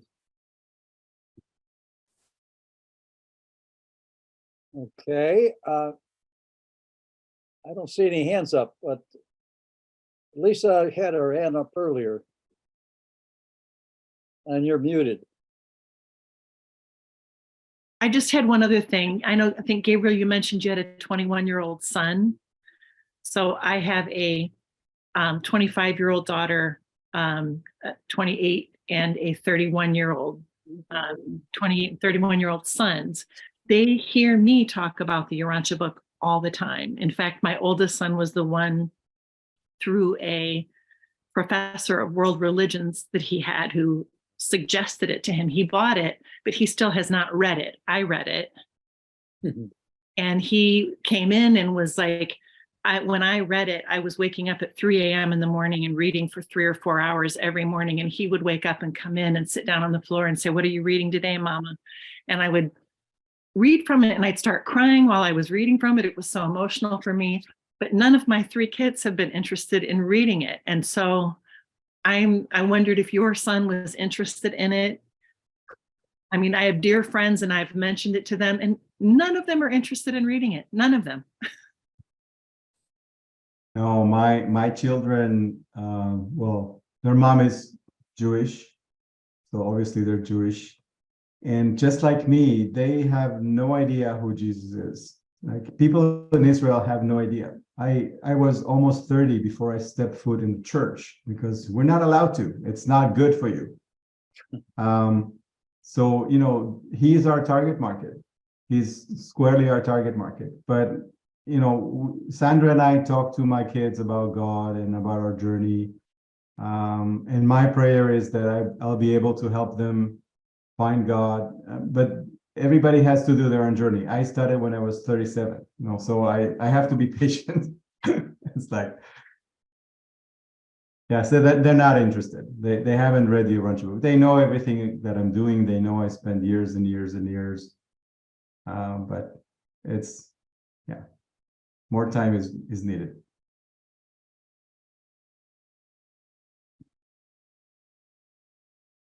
Well, I heard that you had what, a 5-minute ending, and somebody else said something about 10 minutes? Rick wants to, and Stephen perhaps want to share. Yeah, why don't we do that so that we can finish at least the formal part at 5 o'clock. So yeah, I don't know, Rick, do you want to speak now, or do you want to? Gabriel, what do you prefer? You want me to go next, or because I'm going to talk? Yeah, go ahead. So we can do the demo very, very quickly. I can speak very quickly, but I want to give you the time. All right, cool. Thanks. Well, first of all, I want to thank Diane and Phil and all of the members of UBLA for inviting us here today, and for all your prayers and support. You know, many of you on here I know, and some of you I've met before, but I'm glad to meet you today. And I do want to take a moment and point out that Diane Lebrecht and Brother Josh are here, and they're going to be doing their Jubilee of Jubilees tomorrow. So hopefully you tune in for that as well. So, but I've been involved with several, great projects for the Urantia Revelation through the years. And now Susan and I are part of what we believe is the most important one of all, is, the Center for Unity. And as you saw from Gabriel's presentation, we've made great progress with these projects.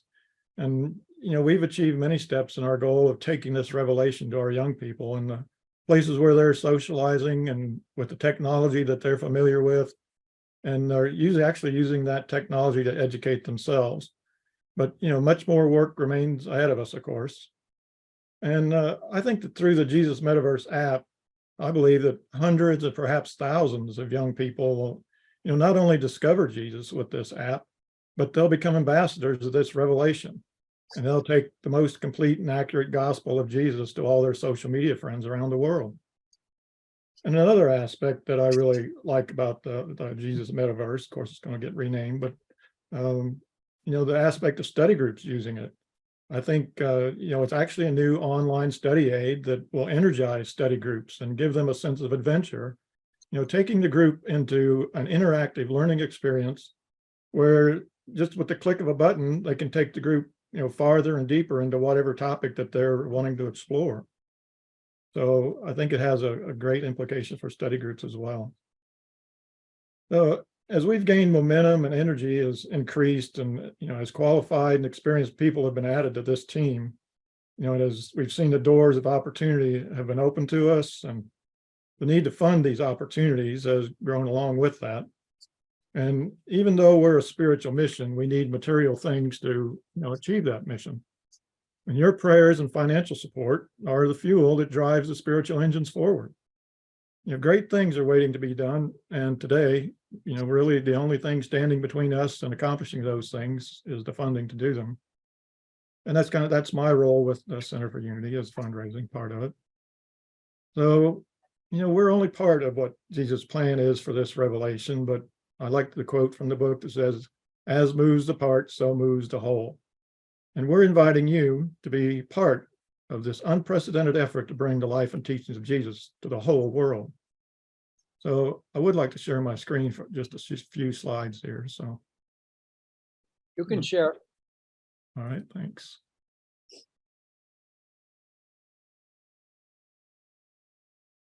All right, there we go.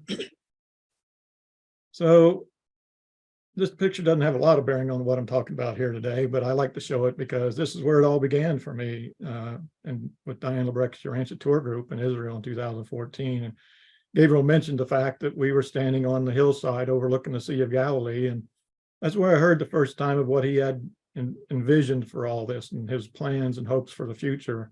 And as he said, we literally, held hands in a circle and said a prayer, and we stuck one of our little flags that you can see there. Actually, it's right behind Gabriel in that picture. We had those little flags that we waved to find each other in the crowd and all that sort of thing. But we actually took one of those flags and stuck it in the ground and claimed the site for Urantia. For me, that's where this all began. So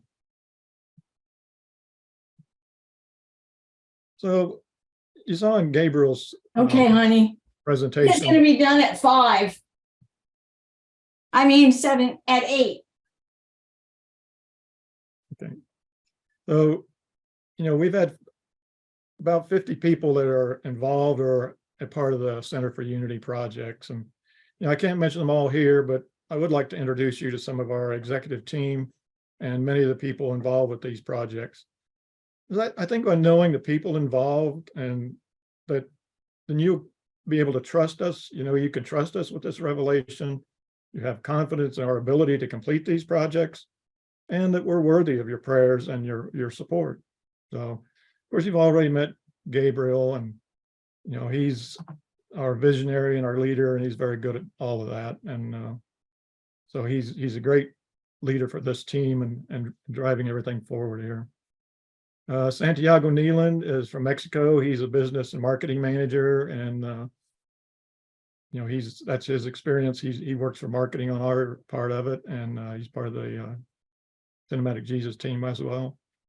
Luis Miguel Morales is from Argentina, and Luis is managing our volunteers and our human resources aspects.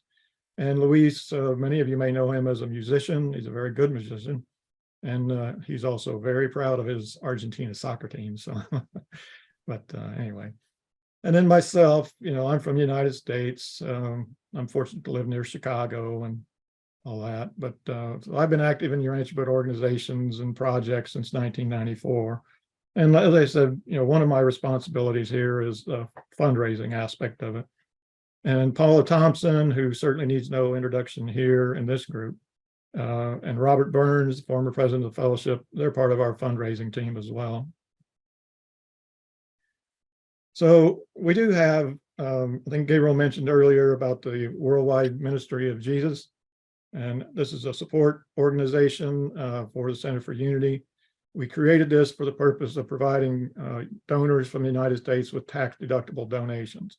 So all the donations go through Worldwide Ministry of Jesus, and people who pay taxes in the United States get a tax deduction because of that. So we have a CPA that's, handles all of our bookkeeping and all of our accounting, our donors, our government reporting needs, and all that kind of stuff. So I'm actually president of that organization. It's a nonprofit. And Matt Waters replaced David Linticum as our vice president. Mark Kurtz is our secretary treasurer. Margie Ray, who's on with us here today, she's our grants administrator. Theo Park is one of our board members. And we're always looking for, new young leaders to be part of this as well. All right. So, and here's our Jesus Metaverse team. So Gabriel is actually the project manager for this, and is the leader and visionary of the Center for Unity. He's actually part of all the projects. So, but his wife Sandra is, she's made a great contribution to this, the Jesus Metaverse project, but she's moving more into helping Luis with the volunteers and the human resources part of it now. Susan Lyons is my wife. She leads the data curation team, and she'd be here with us today, except she's on a Zoom meeting about the metaverse as I speak. So then we have Mike Robinson, Andre Rodatis. Andre's with us here today as well. And they're leading the writing and the proofreading team. And other people that are part of the Jesus Metaverse team are Rick Warren, Martha Pingle, Mary Jo Garacia, and Roland Siegfried are content writers. And then Gary's with us today. Gary Tong's doing artwork. And Lisa, I think she was in the background there. She's building the metaverse, and she's really doing a nice job with the new website. And so we're anxious to see that new website come out. And Gary's done some really nice artwork for that website as well. Fraser Gorey is doing the coding for the app.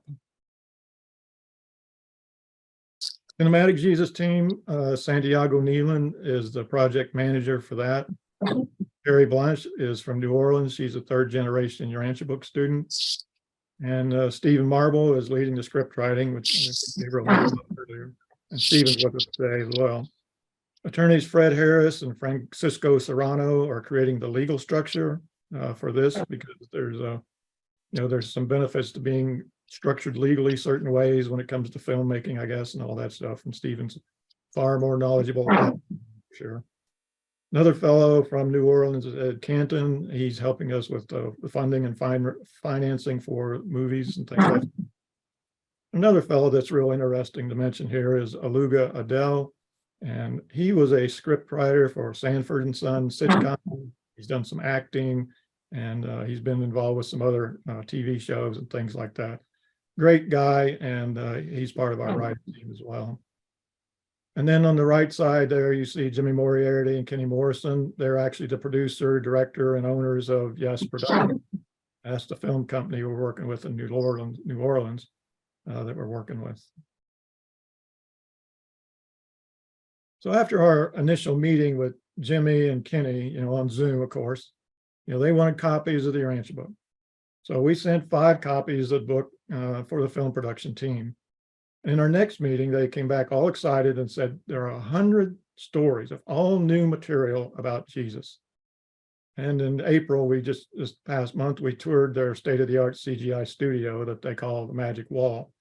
And we had a great day of meeting each other in person. It really adds a lot when you can meet people in person rather than just Zooming all the time. So that really was a great advance in the project as well, getting everybody together in person like that. So I tell people that, if you've ever dreamed of a big time film producer doing a live actor film series for the Urantia book, which I know many of us have, well, here's your chance to make that happen. Then the Jesus Museum team, I'm the project leader. Gabriel, being in Israel, of course, is the man on the ground and the visionary for this project. Stephen Marble is leading the design and creation of the Jesus Experience, which is actually like the content of the museum, and working with a company called Diskin. Diskin is a company that's one of the most qualified design and engineering companies in Israel for these types of projects. And I'll mention Stevens is retired from the Universal Studios, and he led their project to create the Back to the Future attraction. So we knew the first challenge of creating a center or a museum in Israel would be to get, all the government permits and that sort of thing to build a center or whatever we were going to end up doing there. So we hired a top law firm in Israel that has experience building museums and projects. And so our attorneys in Israel are Caleb Myers and Nir Kimi. They are young Jewish men who are totally committed and excited about this project. They led us to the Yigal Allon Museum that Gabriel showed you previously. And it's a facility that already has the government permits. It has significant tourist traffic already coming through the door. It has a very large empty space waiting for something beautiful to be born there. And the owner is, they want us as their partner, and they're willing to work with us on this.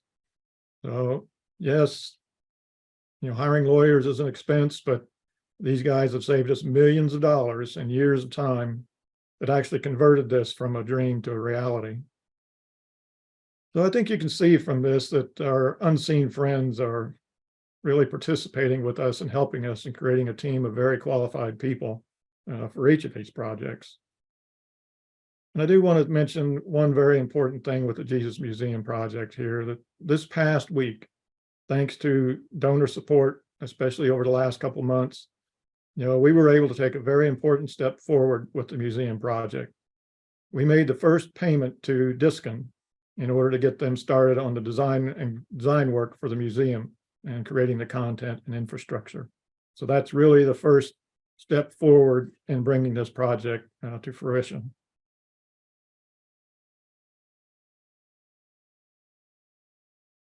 So just think about what a legacy this museum can be for our generation to the future of this world. I believe that this museum will be a tribute to honor Jesus. And I think it's also a gift to the angels and the midwayers, and of course, to all the generations that follow us. And I like to tell people that in the resurrection halls of the first mansion world, there's the Michael Memorial, but only on Urantia can there be a Jesus Museum, the world's first Jesus Museum, and you can help us create it. So you see here today all that we're striving to do, and there's a lot of things we're doing, and they keep us pretty busy. But so now we're inviting you to join us in accomplishing all this. Many of us on the Center for Unity team are giving as much of our own personal funds and hours of time as we can, but because of our progress, our needs have grown along with that progress, and it's beyond our ability to fund it ourselves. So we need your help. Your prayers and contributions are essential to the development and completion of these projects. And, I truly believe this is what the Urantia community has been waiting for. Something great and grand significance that we can all get behind and work together to achieve and take this revelation to the next level and to young people in a modern way. So let's take full advantage of the tools and the opportunities that God has provided us. And I ask people, who do you want to tell your grandchildren's children about Jesus? So we want it to be all of us, because of course we believe that the story of Jesus, his life and teachings must come from the Urantia book. So let's make sure we're the ones telling this story of Jesus to this generation of young people and to all the future generations.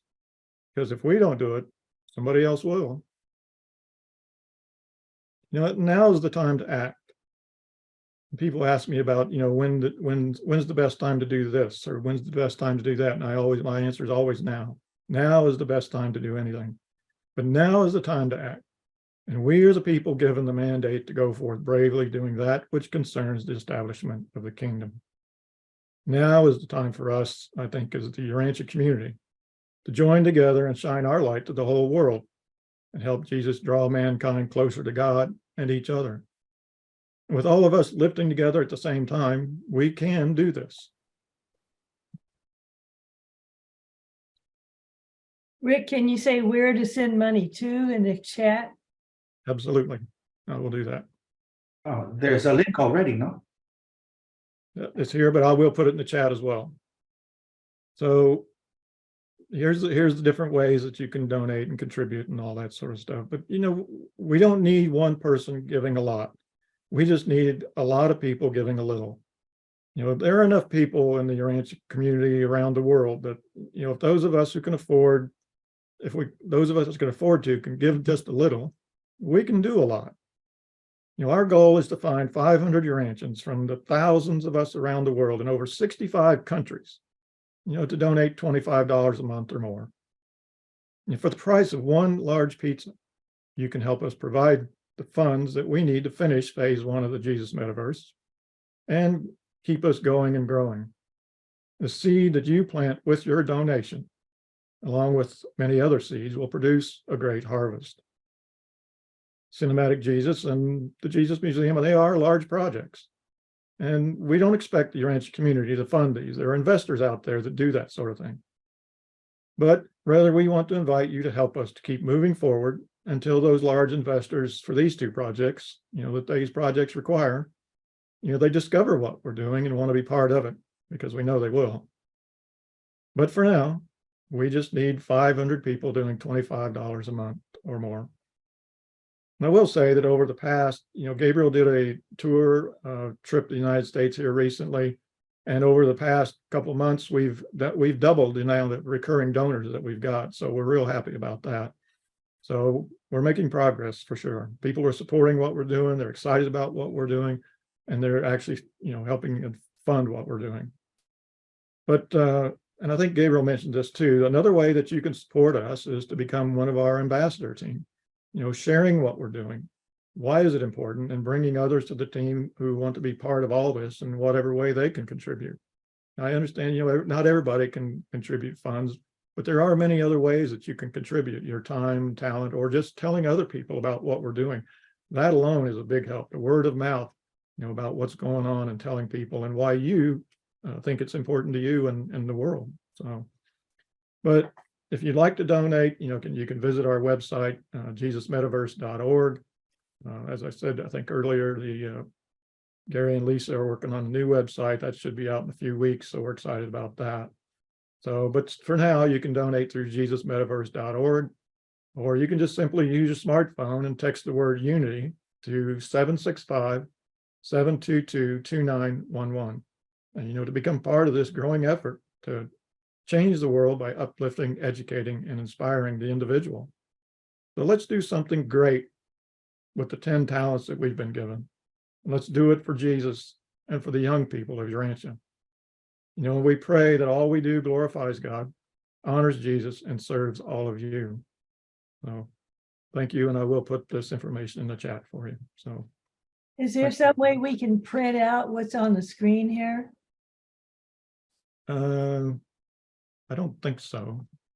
Bill, how can we Okay. get this You information? can do a You screen can grab. scan.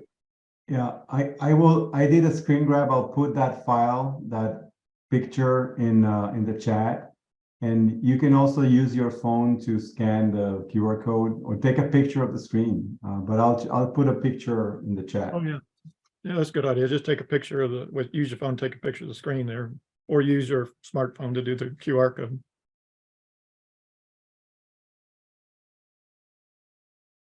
Okay. You can also save chat. Yeah, I'll put it in the chat for you. I'm glad to. So I meant people can also just save the chat. Oh, save the chat. Okay. Yeah.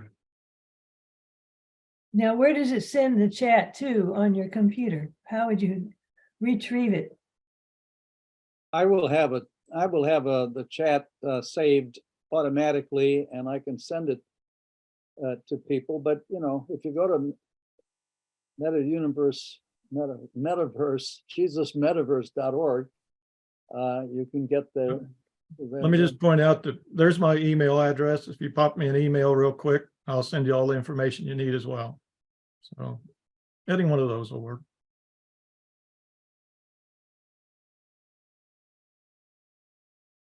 Bill, If you Great. want to anytime we can get a download, demo. I just wanted to Yes. say real quick, if someone wanted to just download the screen grab that Gabriel uploaded, if you hover over it with your cursor in the right-hand corner of the screen grab, there's a download arrow. Oh, there you go. Okay. So very quickly, first of all, this is an experimental version. And the reason I'm telling you this is because we actually submitted a patent for some of this technology to use in different ways. And that's another exciting thing we're working on, but that's still on the wraps.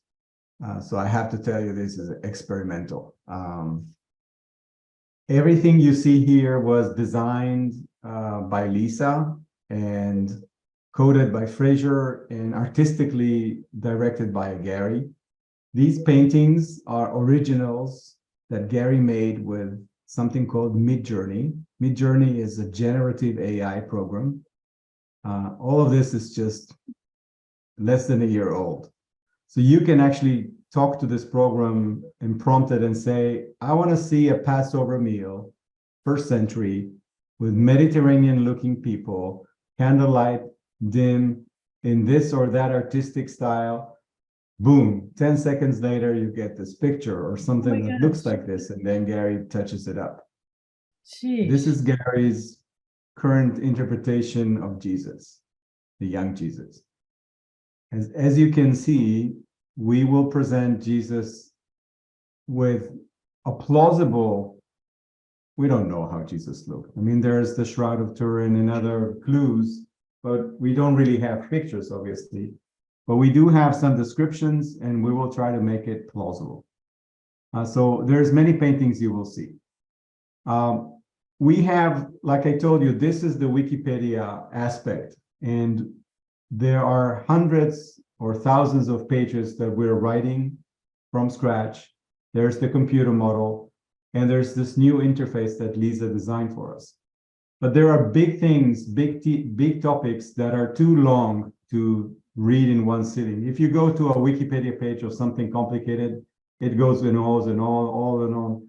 And you know, you cannot read all of it at once. So Lisa came up with something called journey mode. Let's take the entire life of Jesus and break it into what young people would expect, you know, something small, bite-sized. But we can use journey mode to take all the parables, all the sermons, all the miracles, all the stops in the Mediterranean tour, all the 19 appearances, many different things that are very complicated, and break it into small chunks. I'm going to show you journey mode first. So Chris Selmek wrote the entire life of Jesus. Andrea now is editing that piece. It's, I don't know, 10,000 words. It's long. So we broke it into smaller chunks. And then you can see here the beginning of a little bit of gamification to make it more attractive. Of course, this is not a video game. It's a research mode learning tool. But you see badges like, no, I've done this and I've done that, and you can keep track of your stuff. And then this is chapter 1. Jesus is a young boy. It has 5 parts.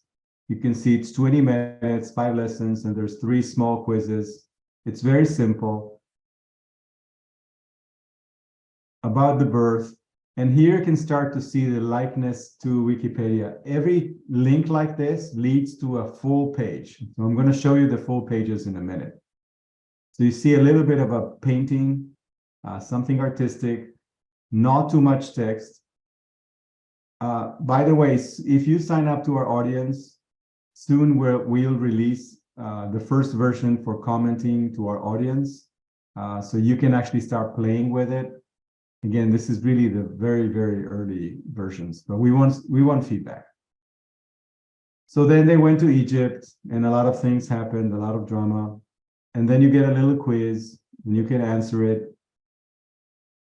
And then you get a little badge that says, oh, you know Nazareth. Ooh, good for you. And etc., etc., etc. This is just the demo. So anyway, you see a link, you can go and click on it. But now I'm going to go deeper into research mode. And remember, we have a computer model that talks about all the people in part 4, every place that is mentioned there, every date we've collected. every group of people. And all these things are connected. So we can ask questions like, okay, what is it that the 12 apostles did together? What are all the events that are described in the pages of part 4 where all the 12 apostles were present? We can ask that question and get a series of references and then write a piece called the 12 apostles that describes everything they did together, their conferences, their fights, their discussions after Jesus left, how they felt when he was gone for 2 weeks, the transfiguration, the crucifixion, everything, the appearances, whatever, so that group can be described as a group. As you can see here, you have a search bar where this is where you will find things. So you will be able to click and text, and you see a lot of tags, these little pillboxes. So every piece of that computer model has a tag or more than one. And then you can basically say, oh, show me everything that has to do with the apostles. So this is just the demo, so it doesn't have everything, but here you will have a search page with the tag apostles. So let's go into Judas. Remember, this piece was written from scratch. It doesn't exist. It did not exist until somebody wrote it. I'm not sure if it's Rick Warren. If it's you, Rick, then raise your hand and tell us that it's yours. I think it is. Gary painted this with Midjourney.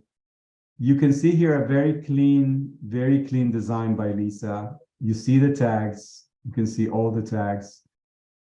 This is how people and the angels are going to help us. You click on the 3 dots and you copy a link and you paste it in a Facebook post. And this is a website. It's a web app, but it's online. You can send that link and somebody else can click on it and just go to the Judas piece. And I'm not sure if Google search is going to be here in the next few years because of the ChatGPT thing, but Google will find this material as well. So when somebody is going to type Judas Iscariot in a couple of years, they will find our content and we will share them like this. So you can save it for yourself or you can share it in a message to your family, to other people who are not Urantians. And the reason it's important is I'm going to go scroll down all the way to the down and then I'll come back, is if you click here, you will get 50 or more references that Rick used to write this piece. So you get a direct link to the Urantia book with a one-liner that describes what that paragraph is and how it's related to Judas. So the angels are going to do their work and help people find the Urantia book. If you know about what happened in Latin America, a person called J.J. Benitez wrote a series of novels called The Trojan Horse. And the premise there is that NASA sends a time astronaut back to Holy Week. And then this person knows Greek, he's got a cover story, and he tells the story of what happened. And he basically reused the Urantia book. And through that series of novels, thousands of people in Latin America found the Urantia book because he mentioned it somewhere in the back. I was inspired by this book, and people were asking, where is this Jesus coming from? Well, they were asked the same about this, and then they will go to sources and references and find the Urantia book if they're ready. So even though this is not designed to be a dissemination project, this will also happen. On the right, so this is the text itself, and you can see there's a table of content and you can jump around. But here's the part that Wikipedia doesn't give you. We have a timeline of the entire life of Judas. He was born on 5 BC. He was chosen as an apostle when he was 31 years old. And then there's the ordination, and then there's this and this and this and this and this. And you can actually go and see a timeline of what happened every year. And you can scroll on these years and change it doesn't work in this demo, but you can see, because we have events that are marked with dates and places. So if you want to see the first bloodless Passover, this is where this picture comes from. Again, you see now a page of an event with the same structure, a timeline, you see the related people, and each one of these things has a hover, and you can click on it and then go to that page and that page and that page. And all of these blue links lead to other pages. So you can spend hours and hours and hours and get lost here, and tomorrow come back again and start all over again. And this is just half of the app, because after you say, I'm going to show you one more thing and tell you why this is important. Let's say that we want to show how Jesus thought about gender equality. And this is going to be very interesting to young people today. So you read a whole piece that says, how did Jesus treat women? And that piece talks about the fact that he decided to homeschool his sisters, which was unheard of at that time. He had a women's corps. He had women apostles, ordained women apostles. Oh my God, we didn't know about that. The two prostitutes that he helped with Ganid rehabilitate, the husband and the wife. How should a man treat a woman? What is the nature of a partnership up high? He took this person to the side and said, dude, this is not how things are done. You can do better than this. And of course, he did this in private, but we are, peeking behind the shoulder and we can hear what he said. So we can write a whole piece about all of this.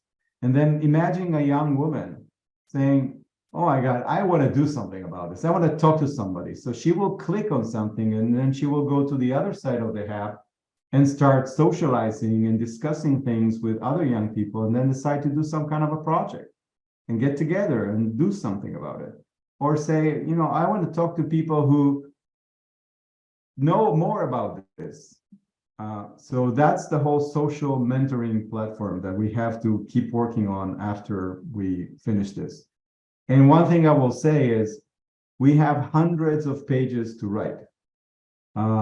In the demo, this demo is very partial. We've in the last 9 months written over 100 pages, and 40 of them are finished. And each one of them is edited carefully by Mike or Andre. It's a lot of laborious work. It's a labor of love. Rick wrote many of those. Martha is writing, Mary Jo is writing, Chris was writing, and other people were before, Doug Cable and Monica. So it's a very laborious process, and each one of those pieces is carefully crafted by somebody who loves to write, and then edit it, and then we have to process it, and then we have to find the art, and Gary paints, and this is going to go on for a long, long time. So the software is going to be done, and then we're going to keep publishing stuff and sending people emails and saying, oh, there's a new stuff that come up. Why don't you come read this? And why don't you share that? And why don't you come join us on the forum and discuss about gender equality? And then imagine we can have older people mentoring younger people. This is what younger people are craving for. Don't tell me what to do. Just listen to me. I'm confused. I need this. I need somebody to just look at me and listen to me, and not bring me a whole bunch of dogma that is 2,000 years old. I'm not saying anything wrong about anything else. I'm just saying they're looking for something else. We have to find them where they are. That's the shorter version of this demo. This is a long-term project, but it's going on, it's alive. And this is a project done by Urantians for a planet. And that's why Rick said, we now understand that in order to keep going consistently, we need $25 a month by 500 people. And I think it's doable. So I'm sure some people cannot afford it, but I think a lot of us can. And that's the proposition. All right. Well, thanks very much, Rick and then Gabriel. We are, well, let's say 18 minutes past 2 hours, and I know how that is. We've had but most of the people are still here. We've had as many as 48, I think. So I don't know, is there something else to be said, or should we close with a prayer, or does somebody else have something they need to say? Just thank you. It's quite impressive in presentation you have here. And a lot of work obviously went into doing it, to say nothing of the work of what you've already accomplished. It's pretty amazing. I think you're right about the unseen friends. This is a project that is going to happen. So thank you so much for coming and spending the time to tell us. And now each of us can go out and tell more. It looks like you need writing help and many other skills. So, you know, a place to call in and see if what people's skills are going to be useful coming from where they are geographically. That would maybe this will boost the progress of this even more. I really appreciate your coming to do this, and I know you're going to keep on doing presentations. And if anyone knows of some place that this presentation would be very helpful, please get in touch with them and let them know where they could come and do this presentation. Diane wants to say something. Yes. Do you hear me? Yes. Okay, I just want to say just a sec. Okay, I just want to say thank you so much, everyone. As I was listening and watching and drinking in visually and auditorily this extraordinary project, it is an honor and a privilege to know one another. And I just want to share that this feeling is so alive, that I realize that all of this is doable because whether it's Nick, whether it's Gabriel, Rick, whoever, God gave us a talent, each one of us different, and it's together that we can make this. And what an honor it will be when we graduate and we're there, up there in heaven, and we realize what it has become and how many people around the world it's attracting, and we'll be able to go high five. We were there, we were part of it, we contributed some way or many ways. And I just want to say it's a humbling feeling for me to be here tonight. And I thank you from the bottom of my soul, my heart and soul. And I wish everyone, now I understand why I got this vision of Team Jesus worldwide. And we are Team Jesus, and we are doing it. And I raise my hat to all of you. I give you all my love. It's beautiful. Really, truly. Thanks, Diane. Appreciate it. It is most sincere. Well, Thank thank you for all you do too. Oh, God, I feel it so little, you know. But what's nice is that, Rick, you were there at the first trip. Gabriel, we met starting that project and everything. So it's an honor for me to know all of you and to say, oh my God, yes. So it's great. Thank you. All right. Well, this has been wonderful. I do agree. This movement definitely needs this kind of a initiative, and I guess I'm amazed by how well organized you are. I'm wondering who has that kind of organization talent? Is that you, Gabriel, or did you get a team of people to do this for you? You know, I will tell you that Sandra knows and Diane knows I've been dreaming about stuff for a long time. And I have to give credit to Gary and Rick and Susan and Gard Jameson, who just said, you know, just go do something. Gard said, go do something, you know, here. and I didn't know what to do. But Rick and Susan basically almost 2 years ago just joined and says, we're in with you. And that started this later, and Gary, and that started this later phase. And then we just organically are building, and every person that comes has their own talents. So Luis is an organizational person. This is his professional talent other than being a musician. So with him, we're building the structure of the organization and laying out foundations so that this can operate for a long, long time. These are very long projects. Then Rick said, we need a nonprofit in the US. So he just did that, and I went to the lawyers in Israel and I said, I need a nonprofit in Israel. So when the time was right, we did that.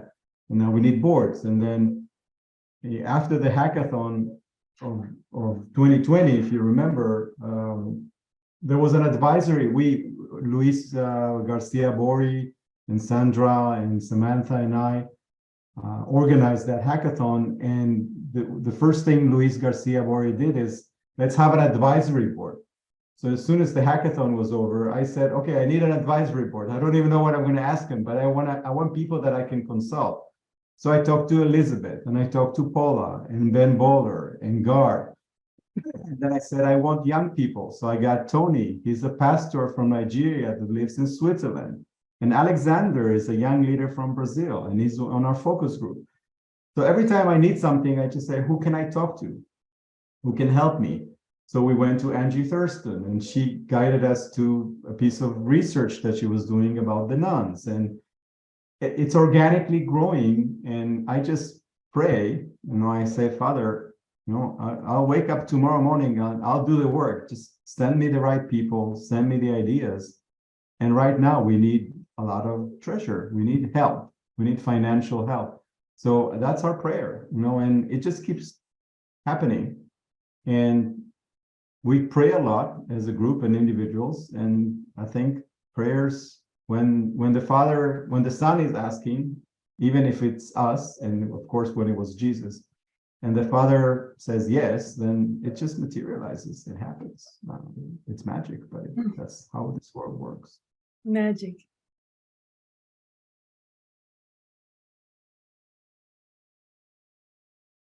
Can Right. Go on, Dan. I just want to invite each and every one of you to join us. Hi, Michael Perry, I just saw you. So nice. I want to invite all of you to join us tomorrow because we are celebrating the Jubilee. Josh Wilson and I are going to be co-hosting the Jubilee of Jubilees. And we all know that it is the celebration of all celebrations in our local universe, thanks to our planet that allowed the master to do his final bestowal. And so it's going to be, you have received the invitation, and I do hope and pray that we will be many to tell uncle and mother as well that we love them and we are there at their service. Please record that because I have a conflict. Yes. So I won't be there, but I'd like to watch it later. Okay, so we'll send you the link after. And thank you for the one who will be there. All right. Well, I want to thank Jesus for organizing this event. And I want to thank all of you for participating in it. Gabriel and Rick and all of your team, you're about something really important. And I myself will be donating something. Just let you know that. Thank you. Yes. And I Yubla guess sent the check. Yubla also, go ahead, Diane. I was just gonna say, Yubla has already sent the check. Thanks for that. We'll be in touch then. Okay. All right, well, I think it's time, I'm gonna stop recording and we can end this meeting.